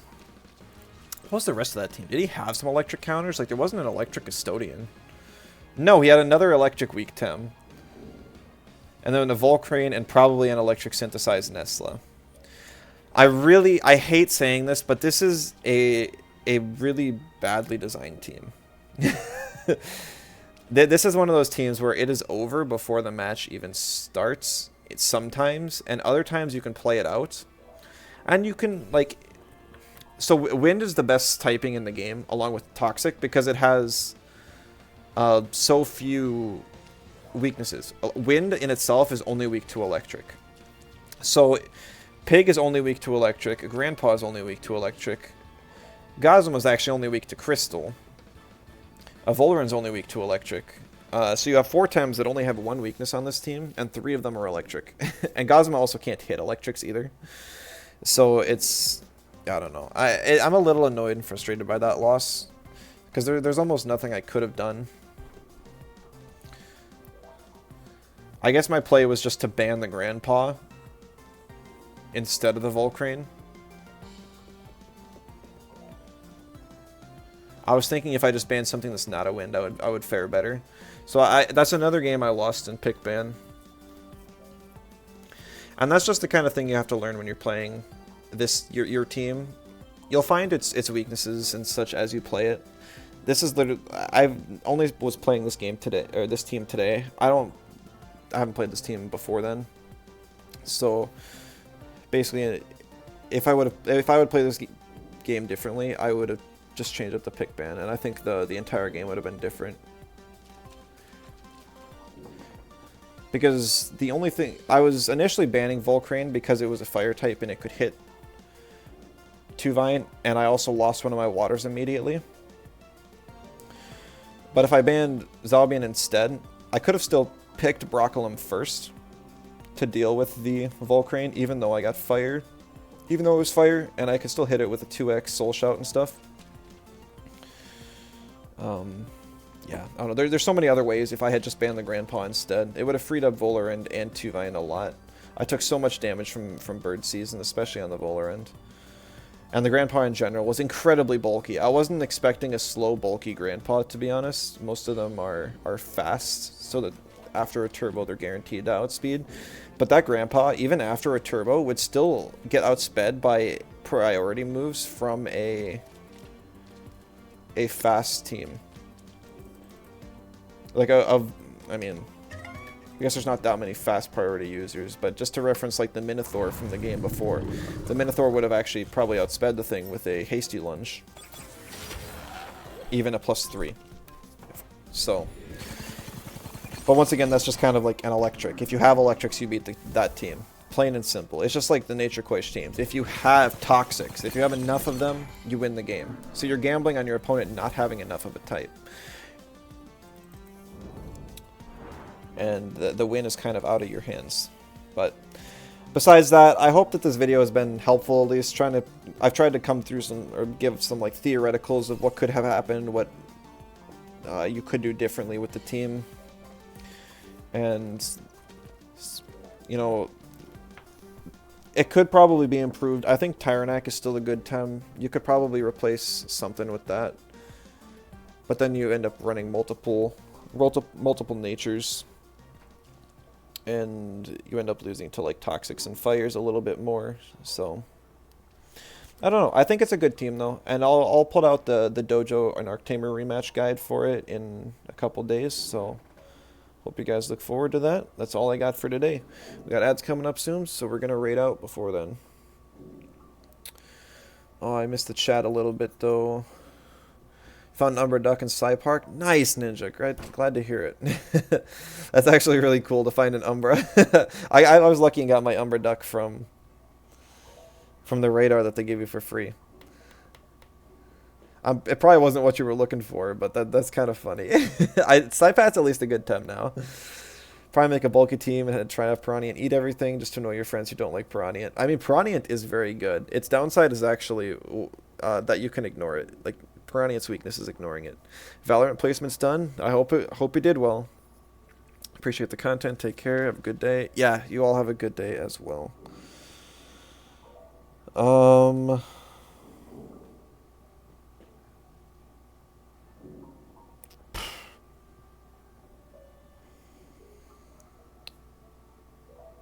don't know. Not a lot of people online right now.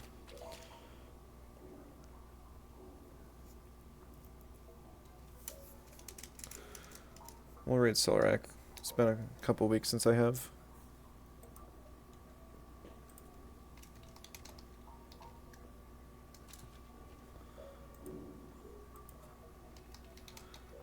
It's not working.